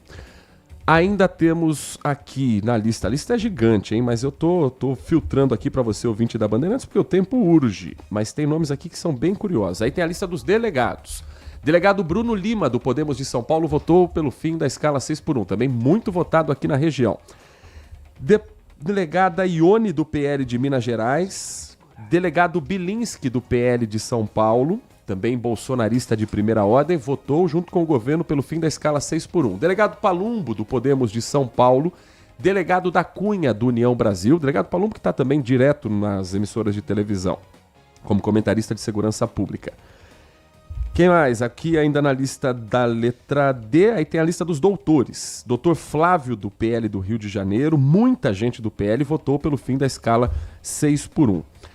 Vou pular aqui os nomes do PSOL, Duda Salabete, os nomes do PT, que também votaram junto com o governo, obviamente, do PCdoB, enfermeira Rejane, Érica Hilton, que foi quem levantou esse projeto na Câmara Federal, embora não seja o projeto da deputada Érica Hilton, que foi para o plenário. Fábio Teruel, muito votado também no interior de São Paulo, deputado pelo MDB paulista, votou sim. Temos ainda Fernando Mineiro, do PT, Felipe Barros, do PL do Paraná. Vamos para outros nomes aqui da região, tá chegando na letra J, né? De Jonas Donizete, votou a favor do fim da escala 6x1. Aqui seguimos também com outros nomes de relevância nacional, nomes como, por exemplo, depois do J de Jonas Donizete, a lista tá grande, hein? Muitos júniores também, tem muito deputado que chama júnior, impressionante, júnior de primeiro nome. Lincoln Portela, do PL de Minas Gerais, sempre muito vibrante para defender a direita no plenário, votou junto com o governo, pelo fim da escala 6x1. Temos aqui de nome relevantes ainda conhecidos, Marina Silva da Rede votou sim, Mário Frias, que está no noticiário No Olho do Furacão, do filme Dark Horse, PL de São Paulo, votou pelo fim da escala 6x1. Cadê o Tiririca? Vamos pro T? Vamos lá para a letra T? Deputado Tiririca. Paulo Costa Freire, deputado aqui de São Paulo, votou pelo fim da escala 6x1. Ele que também é deputado pelo estado de São Paulo, mas principalmente pela região de Campinas. Tiririca votou pelo fim da escala 6x1. Agora, um nome que chamou muito a atenção é o de Nicolas Ferreira, que fez questão de defender no plenário, no discurso, porque estava votando pelo fim da escala 6x1, sendo que até pouco tempo ele dizia que a escala 5x2 vai quebrar o Brasil. Vamos tentar entender a defesa do deputado mais votado do Brasil nas eleições de 2022. Qual que era a jogada? Já sei. Vamos fazer o seguinte, vamos colocar 5x2, a gente vai fazer eles votarem contra, e aí a gente coloca eles como inimigos do povo, mesmo com que quem propôs esse projeto tenha mais faltas do que presenças. Mesmo com que a pessoa que propôs esse projeto não falou se tinha um estudo de impacto econômico, mesmo que essa pessoa que propôs esse projeto simplesmente errou o cálculo matemático no projeto, colocou que 4 vezes 4 era 36, quanto que é 4 vezes 4, senhores? A esquerda não sabe, 8 vezes 4 é 32, não é 36. Ou seja, essas são as pessoas que estão hoje colocando trabalhador. Depois de 20 anos de governo, eu descobri você. Agora eu quero cuidar de você. Eu quero te dar uma folga a mais. Enquanto esses malvados não querem isso para você. Mas posso te falar, se lascaram. Sabe por quê?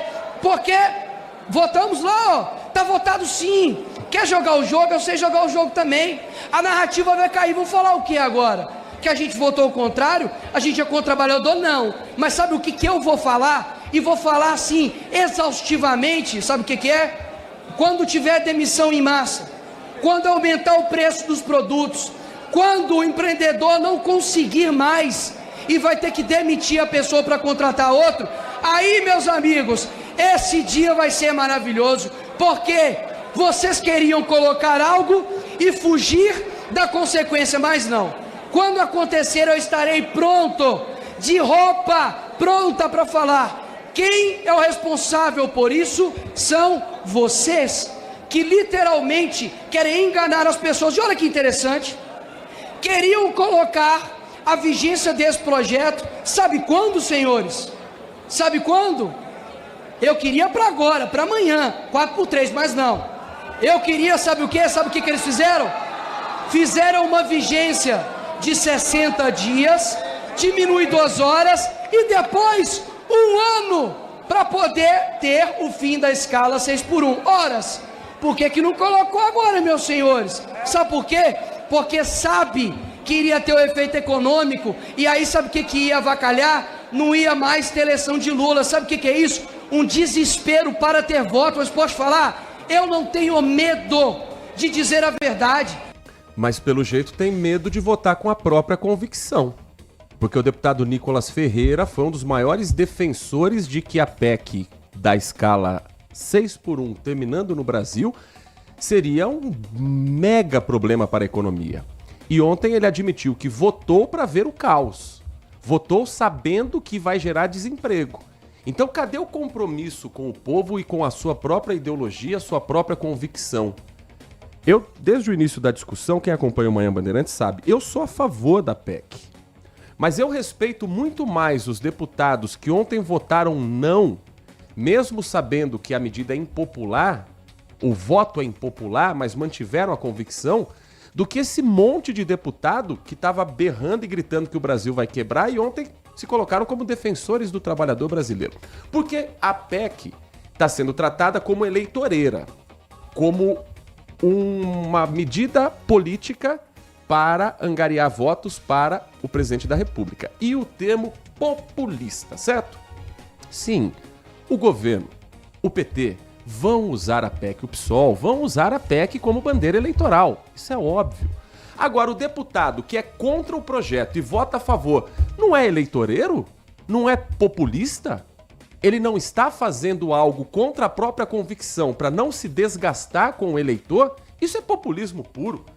Então, acho mais digno o deputado que sabe que pode desagradar parte do eleitorado, mas mantém a sua convicção de votar não, do que o deputado que tenta criar um malabarismo para justificar um voto que até ontem para ele era um absurdo. Então o deputado Nicolas deixou claro que ele votou sim porque ele quer ver o circo pegar fogo, gente ser desempregada e se diz patriota.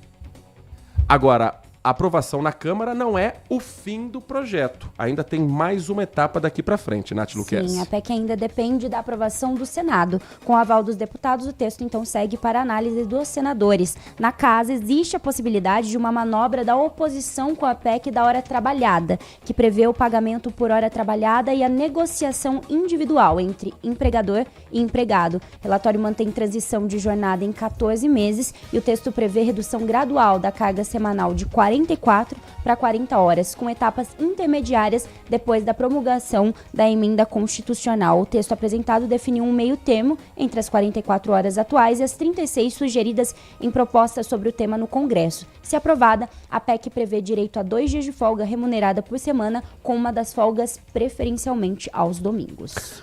1 minuto de intervalo, na volta, as últimas mensagens aqui dentro do Manhã Bandeirantes. Manhã Bandeirantes.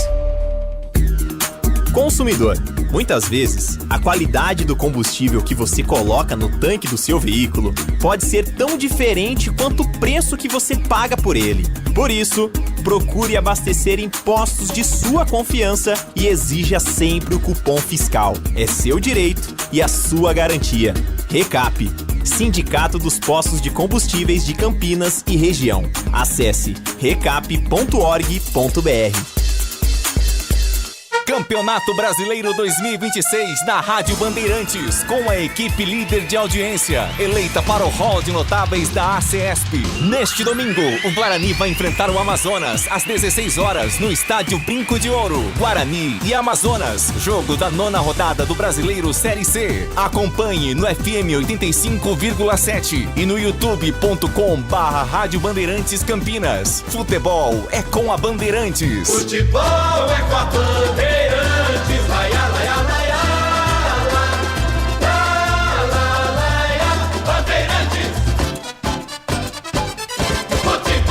Manhã Bandeirantes. Mensagem aqui do nosso ouvinte André. Os pedidos para o fim da escala 6x1 começaram em 2024. Depois, o debate foi para fevereiro de 2025. Os deputados foram empurrando porque o projeto da direita era anistia e dosimetria. Foram empurrando a 6x1 com a barriga. Agora que está em 2026, dizem que é eleitoreiro, sendo que começou lá atrás. É a mensagem do André, com a qual eu concordo. Tem alguns outros ouvintes aqui defendendo também a posição do deputado Nicolas Ferreira, como o Pedro, final do telefone 9892, disse que o Nicolas deu mais um show no plenário. Eu acho que o Nicolas colocou uma bomba no colo do companheiro Flávio Bolsonaro, porque agora a discussão vai para o Senado. O Nicolas já falou que votou a favor porque ele quer ver o circo pegar fogo. O Flávio é candidato a presidente. Ele vai bancar também um voto sim, depois dessa aliança do Nicolas, e vai dizer que quer ver o circo pegar fogo, quer ver gente desempregada e ele ali de camarote com a roupinha preparado para assistir tudo, ou vai manter a convicção que ele tinha até anteontem de que a escala 6x1 seria prejudicial para o Brasil? Vamos aguardar os próximos capítulos. Na Band eu sei que o próximo capítulo de Nath Luquezzi se chama Band Mulher. 1h30 da tarde, coladinho com o Acontece, tem o Band Multi, na sequência a Nath com quais atrações nesta quinta? Hoje nós vamos reverberar ainda o assunto de adoção, afinal essa é a semana do Dia Nacional em que a gente comemorou o Dia Nacional da Adoção, e nós também vamos falar sobre coloração pessoal e o impacto disso, tanto na moda quanto na beleza, na maquiagem, no cabelo, além de, claro, fofoca do mundo dos famosos. Coloração pessoal é tipo a pele do Donald Trump laranja? Não, aquilo ali não combina com ninguém. A coloração pessoal traz pra você, por exemplo, você coloca uma roupa com uma cor específica, aquilo vai acender. Isso serve tanto pra nós mulheres como pros homens também, valorizar aí a sua beleza natural.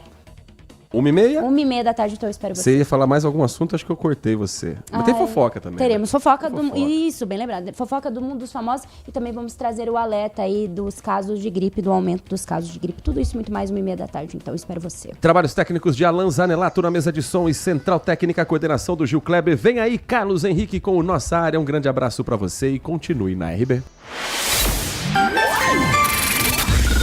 Manhã Bandeirantes. Oferecimento. Recap, Sindicato dos Postos de Combustíveis de Campinas e Região. Acesse recap.org.br. Você está na Rádio Bandeirantes. No seu rádio, no aplicativo Band Play e também no YouTube. A melhor cobertura do futebol. Reportagem sempre presente. A melhor transmissão.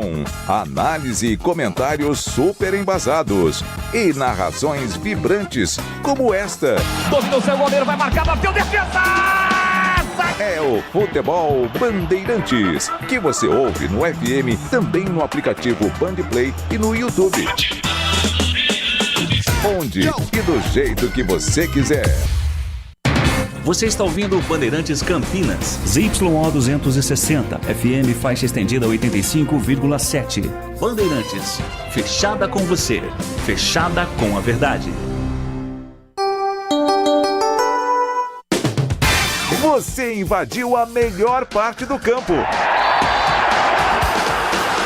Nossa Área, na Bandeirantes. Carlos Henrique. Sejam todos bem-vindos. Começa aqui mais um Nossa Área para você. Hoje, sexta-feira. Em algumas partes da cidade tá calor, outras nem tanto. Lá fora, hoje é quinta, né? Não é sexta. E lá fora tá fazendo um sol legal, cara, mas tá ventando. E eu que não trouxe um agasalho, tô com frio. Enfim, vamos tocar a bola aqui a caminho do gol com o timaço de Carlos Batista até meio-dia para você. Aconteceu no seu time? Você ouve aqui. A diretoria da Ponte avança por Márcio Zanardi, mas acerto depende de garantias financeiras. Proposta apresentada prevê contrato até o final da Série B. Zanardi se destacou pelo São Bernardo e seu último trabalho foi no Figueirense. Após desligamento de Gabriel Remédio, Edson Boaro é regularizado no bid da CBF. Auxiliar é quem vem comandando os treinos do elenco alvinegro. Alvo do Guarani, Brian Borges está a caminho do Ceará para a sequência da Série B. Afastado da rival Ponte, lateral não reforçará o Bugre. Novo uniforme do Guarani será lançado hoje, em evento no Careca Sport Center. Ralf ultrapassa a marca de 100 dias sem entrar em campo pelo Guarani. Corinthians perde para o Platense na Neoquímica Arena e levanta questionamentos no fim da fase de Libertadores. Timão começa a competição embalado com 3 vitórias seguidas, mas avança às oitavas de final em uma sequência de 3 jogos sem vencer. Neymar desfalca a seleção em amistosos e deve perder estreia da Copa do Mundo. Médico da CBF, Rodrigo Lasmar, fez rápido comunicado antes da entrevista coletiva e atualizou a situação do atacante do Santos, que vai ficar entre 2 a 3 semanas fora. Felipe Luiz é o novo técnico do Mônaco, diz imprensa europeia. Ídolo do Flamengo aceitou a proposta do time francês e assinará contrato até final de 2028. Rádio Bandeirantes. Estou aguardando aqui, como todos os dias, a sua mensagem de texto para 971021493 ou pelo YouTube Rádio Bandeirantes Campinas. Mandou a mensagem, já ela vai pro ar. Nossa área. Na Rádio Bandeirantes.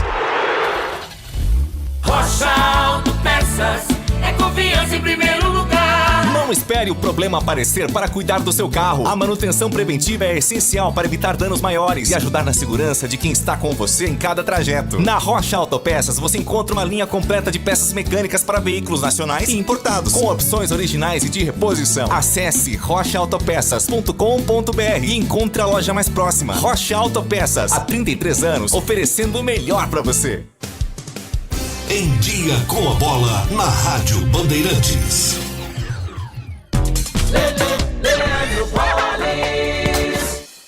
Em Dia com a Bola aqui na Rádio Bandeirantes, para destacar Libertadores e Copa Sul-Americana. Ontem, pela Libertadores, jogando em casa, o Corinthians conheceu a sua primeira derrota na competição. Perdeu para o Platense da Argentina pelo placar de 2-0. Ontem também, pelo grupo do Corinthians, o Santa Fé da Colômbia ganhou fora de casa do Peñarol. Fluminense venceu o Deportivo Laguaira pelo placar de 3-1. No outro jogo do grupo, o Rivadavia, já classificado, bateu o Bolívar fora de casa por 3-1. Hoje vamos ter a definição no grupo do Palmeiras. Palmeiras e Júnior Barranquilla jogam às 7 da noite no Allianz Parque. No mesmo horário tem Cerro Porteño e Sporting Cristal.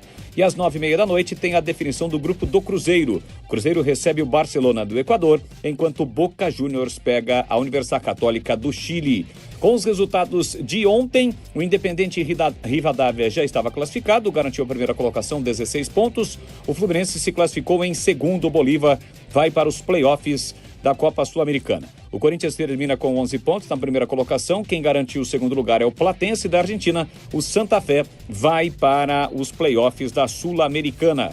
No grupo do Palmeiras, o Cerro tem 10 pontos, o Palmeiras tem 8, o Sporting Cristal 6 e o Júnior Barranquilla com 4. E no grupo do Cruzeiro, a liderança nesse momento é da Católica com 10 pontos, o Cruzeiro tem 8, o Boca 7 e o Barcelona já eliminado com 3 pontos. Ontem também tivemos definições na Copa Libertadores da América. O River Plate ganhou do Blooming pelo placar de 3-0 na Argentina. E pelo mesmo grupo, o Bragantino em casa derrotou o Carabobo pelo placar de 2-0. O Vasco venceu o Barracas Central por 3-0. Quem também venceu fora de casa, de virada, foi o Botafogo, para cima do Caracas por 3-1. E o Atlético Mineiro, que derrotou o Puerto Cabello pelo placar de 1-0. Com os resultados de ontem, o Atlético Mineiro está classificado diretamente para as oitavas de final. O Cienciano vai para os playoffs, assim como o Botafogo, com a melhor campanha desta primeira fase, vai para as oitavas, o Caracas para os playoffs. Já no grupo do Bragantino, o River Plate se classificou em primeiro e o Bragantino vai para os playoffs. Lembrando que no playoff, o primeiro colocado, os melhores terceiros colocados ou os terceiros colocados de cada grupo acabam enfrentando times da Libertadores, né? Os terceiros melhores colocados da Libertadores do grupo acabam encarando os times que terminaram na segunda colocação da competição, no caso da Sul-Americana. Ontem nós tivemos também a definição na Copa do Nordeste, os finalistas. O Vitória voltou a vencer o ABC, 4-3, está na decisão.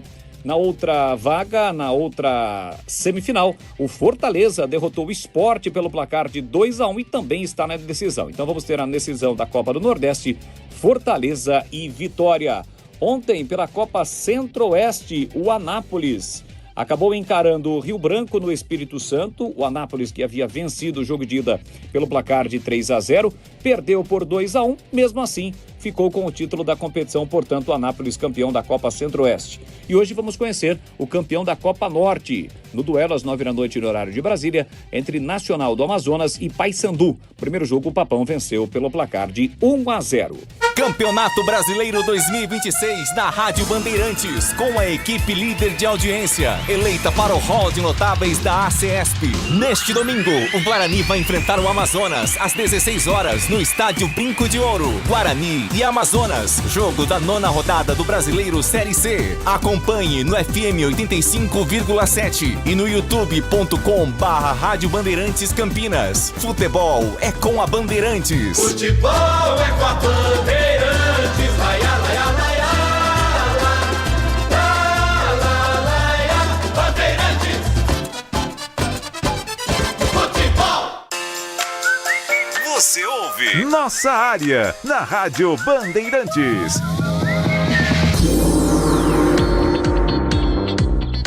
Vamos lá, vamos atender aqui o nosso ouvinte. Bom dia, na minha opinião, o Ancelotti pipocou e não tem opinião. Não foi ele quem disse que o jogador que não estivesse 100% não seria convocado. Pipocou e a CBF está cada vez mais sem credibilidade. Edmilson. O Santos mentiu sobre o Neymar, não é? Mentiu. Falou que era edema e é grau 2, foi constatado no exame feito ontem. O atleta só vai ter condição na segunda partida contra o Haiti na Copa do Mundo. Só que vai acontecer uma avaliação antes no dia 12. Por que antes do dia 12? Porque 12 é o último prazo para trocar jogadores da lista de 26. Dia 12 dá aproximadamente 15 dias. Segundo o Rodrigo Lasmar, o atleta tem entre 2 a 3 semanas. 2 semanas 14, 3 semanas 21 dias. Então a gente tem que acompanhar, enfim, torcer para que dê tudo certo.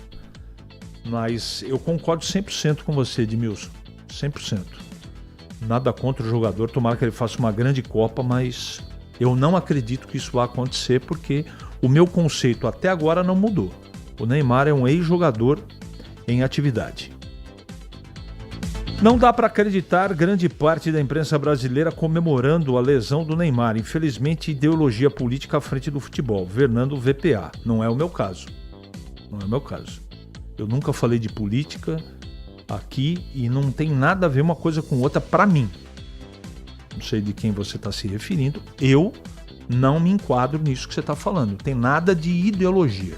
CBF agora, qual é o único assunto que tem da CBF? Ninguém fala quem vai ser o lateral direito. Ninguém discute a característica dos adversários da primeira fase do Brasil, como é que vai ser o meio-campo, se vai jogar com 2 homens e meio, vai jogar com 3, com 4 atacantes. Hoje só se fala do Neymar.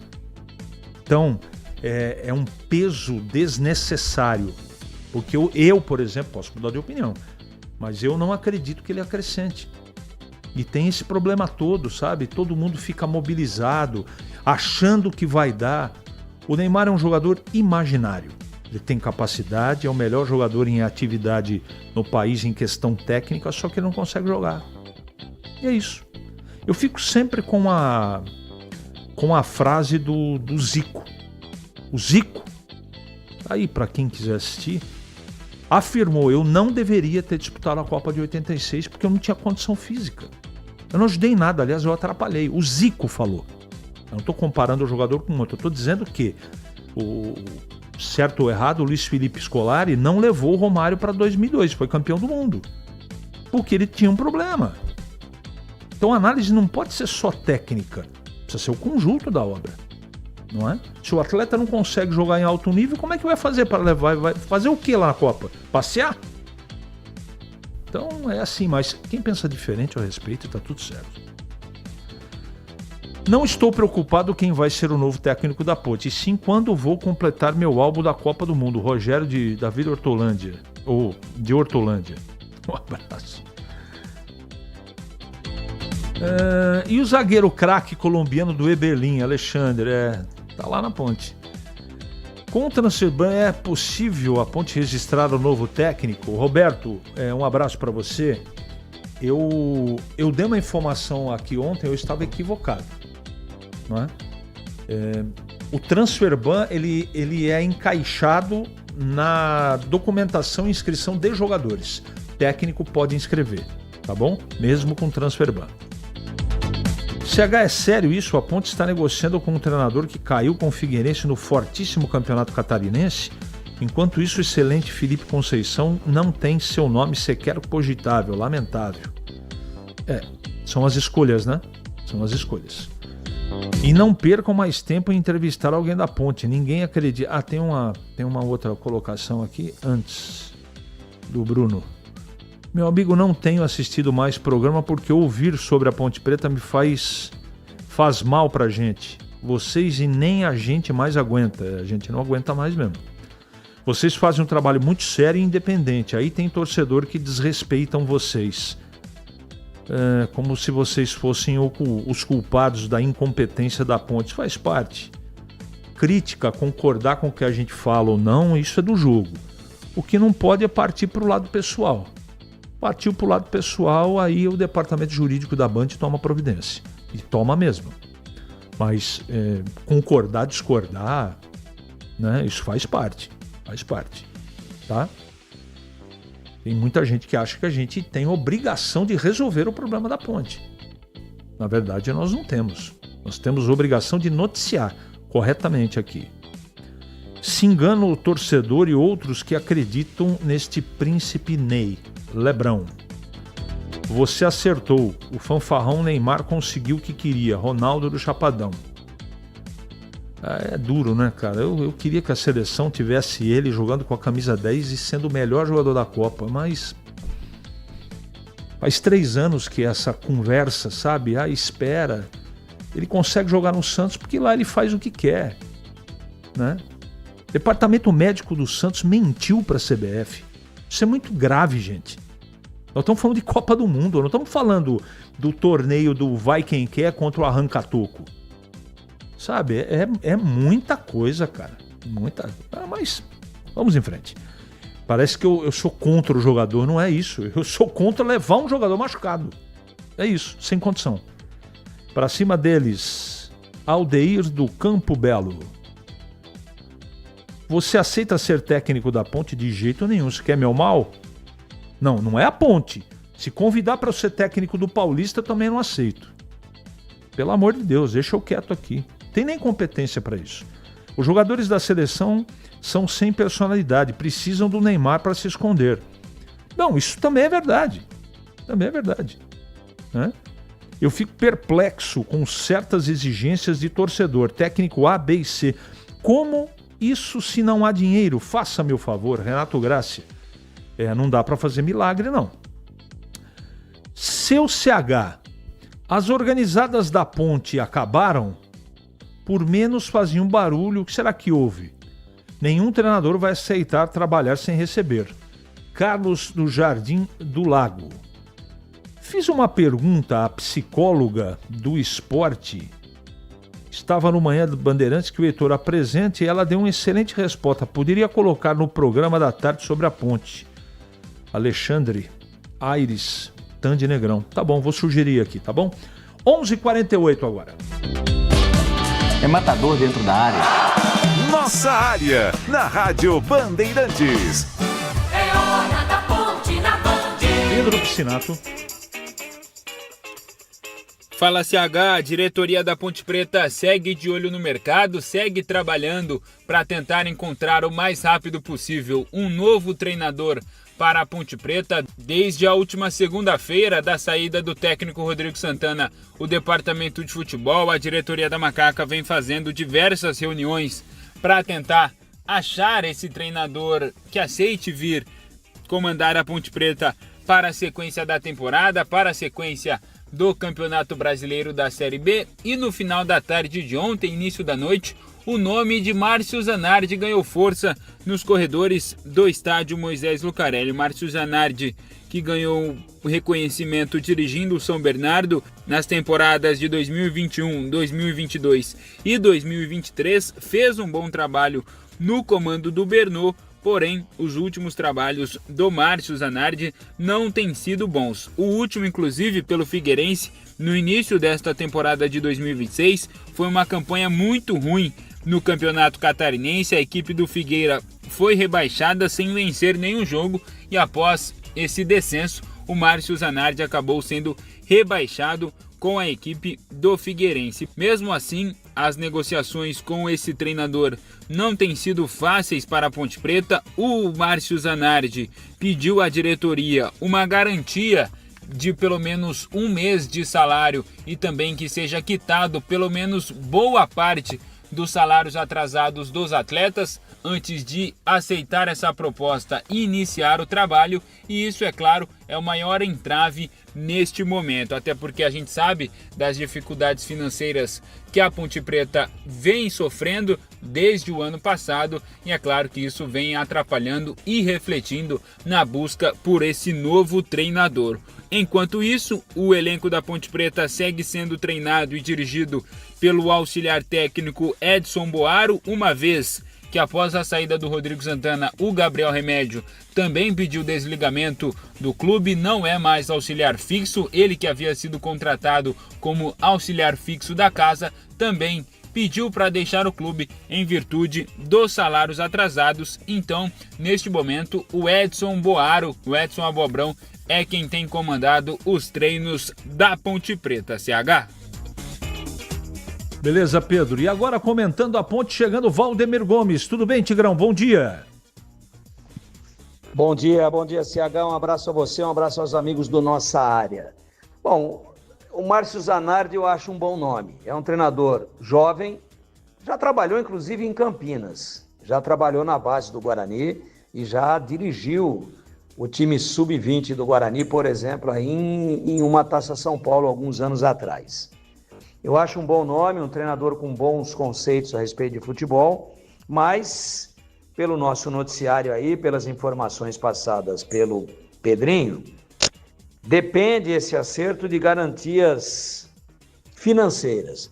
E é isso mesmo, o profissional vem, esse já tem mercado, estava lá no Figueirense e já dirigiu grandes equipes, boas equipes, equipes importantes do nosso futebol. Eu acho que o melhor trabalho dele, inclusive, foi no São Bernardo. Eu acho que lá ele teve o seu principal destaque.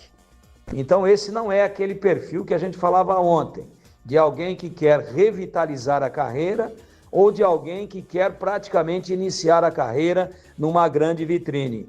Aí esse efeito vitrine, ele acaba às vezes até não fazendo com que a prioridade seja a parte financeira. E a gente falava ontem do Danilo, ex-Corinthians, São Paulo, e também do Gilson Kleina. O Zanardi já é um cara que está no mercado. Ele não é um treinador de ponta, mas é um treinador já com um belo currículo e já com bons trabalhos realizados.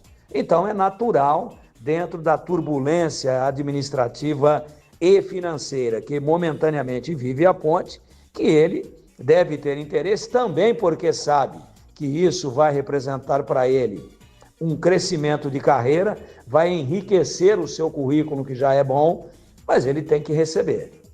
Então ele pede, provavelmente deve solicitar e exigir algum tipo de garantia para poder assinar o contrato com a Ponte, e eu pessoalmente acho, sem dúvida nenhuma, que é um bom nome. Se vai dar certo ou não, depende muito das condições de trabalho, depende muito daquilo que será oferido em termos de resultados. Agora, dos nomes ventilados aí, eu entendo que o Márcio Zanardi, por aquilo que já vi do trabalho dele em várias oportunidades, que é um bom nome, sem dúvida nenhuma.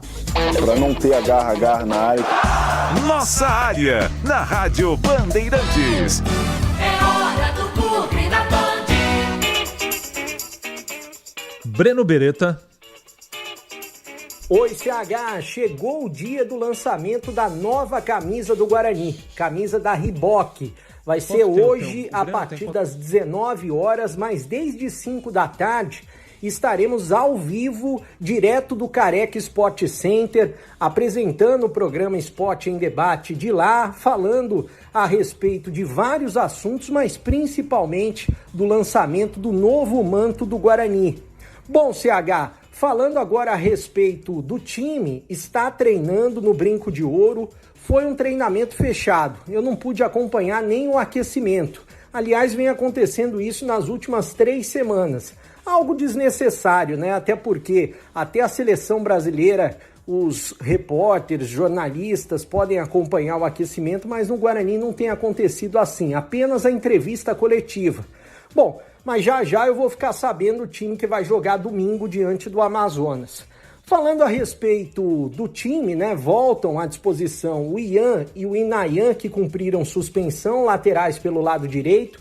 Guilherme Parede também já está liberado pelo departamento médico, ou seja, o Hélio Cizenando tem todo o grupo à disposição e se ele quiser repetir o mesmo time que venceu o Barra por 2-0 fora de casa, ele pode. Quem falou na entrevista coletiva hoje foi o Jonathan Costa.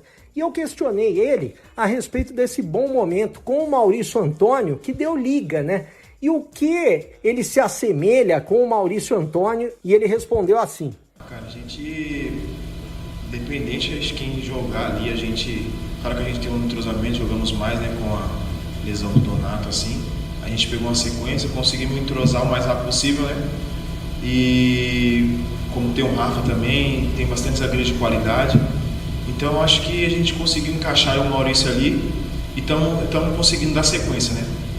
Eu acho que não tem prioridade assim, mas a gente conseguiu dar liga e estamos mantendo firme aí. Bom, o Bugre tem mais 2 treinos, amanhã e também no sábado, antes de enfrentar o Amazonas, domingo, 4 da tarde, transmissão da Rádio Bandeirantes e a expectativa de um grande público para esse jogo maior do Guarani na Série C do Brasileiro. E para fechar, CH, o Guarani contratou Felipe Rodrigues, meia que veio da equipe do São Bernardo por empréstimo, 18 anos, mas pelo que eu apurei é para o Sub-20 e não para o time profissional. Valeu, CH!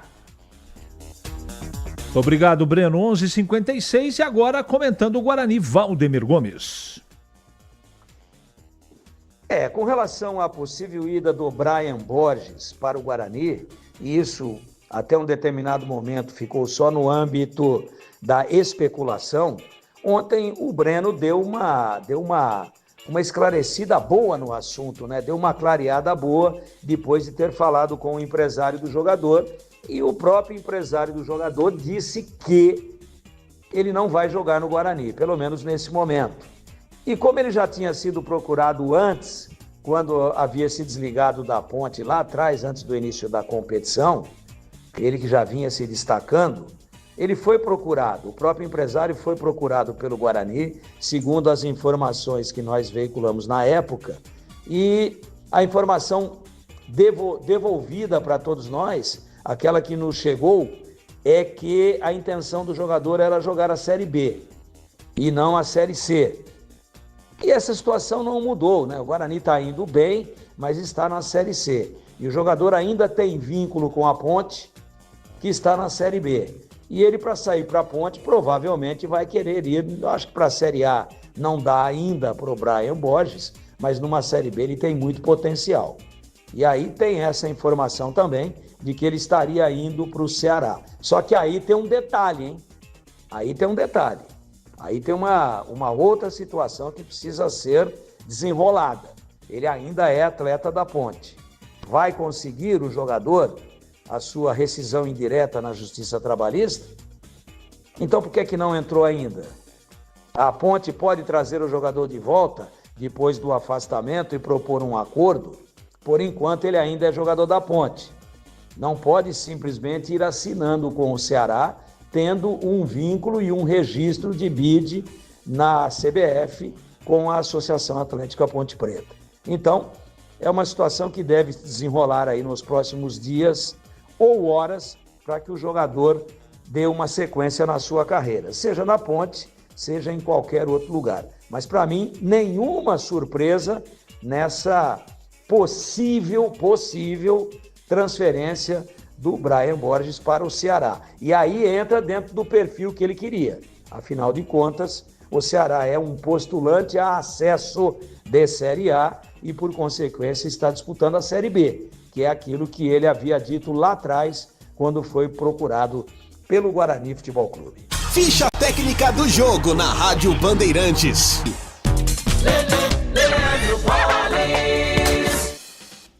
Ficha técnica do jogo aqui na Rádio Bandeirantes para destacar o confronto entre Palmeiras e Júnior Barranquilla. O Verdão em campo na noite de hoje, em duelo válido pela sexta e última rodada da fase de grupos. A bola rola logo mais às 7 da noite, horário de Brasília, no Allianz Parque. O provável Palmeiras: Carlos Miguel, Giai, Gustavo Gomes, Murilo e Arthur, Marlon Freitas, Andréas Pereira e Felipe Anderson ou Emiliano Martinez, Arias, Alain e Flaco Lopes. Já o Barranquilla, com Mauro Silveira no gol, Penha, Monzon, Yeison Soares e Rios, Jesus Rivas, Sarmiento Barrios, Castrelon e Teófilo Gutierrez, o Theo Gutierrez, Alfredo Arias é o técnico do time colombiano. Christian Garay apita o jogo do Chile, tendo como árbitro de vídeo o Rodrigo Carvajal. 7 da noite a bola rola, Palmeiras em campo, buscando a classificação às oitavas e final da Libertadores, pegando o Júnior Barranquilla da Colômbia. O pós-jogo completo, com tudo que você quer, é o apito final. Aqui na Rádio Bandeirantes, a partida analisada em detalhes, as coletivas, a opinião dos nossos comentaristas, o que direm os jogadores, a nossa reportagem. O jogo não termina até nosso apito final. Oferecimento: Seara está presente há mais de 65 anos nos lares brasileiros, oferecendo qualidade superior, sabor e inovação. Rocha Autopeças, há 33 anos, oferecendo o melhor para você. Sicredi, do seguro ao consórcio, do cartão a cartão.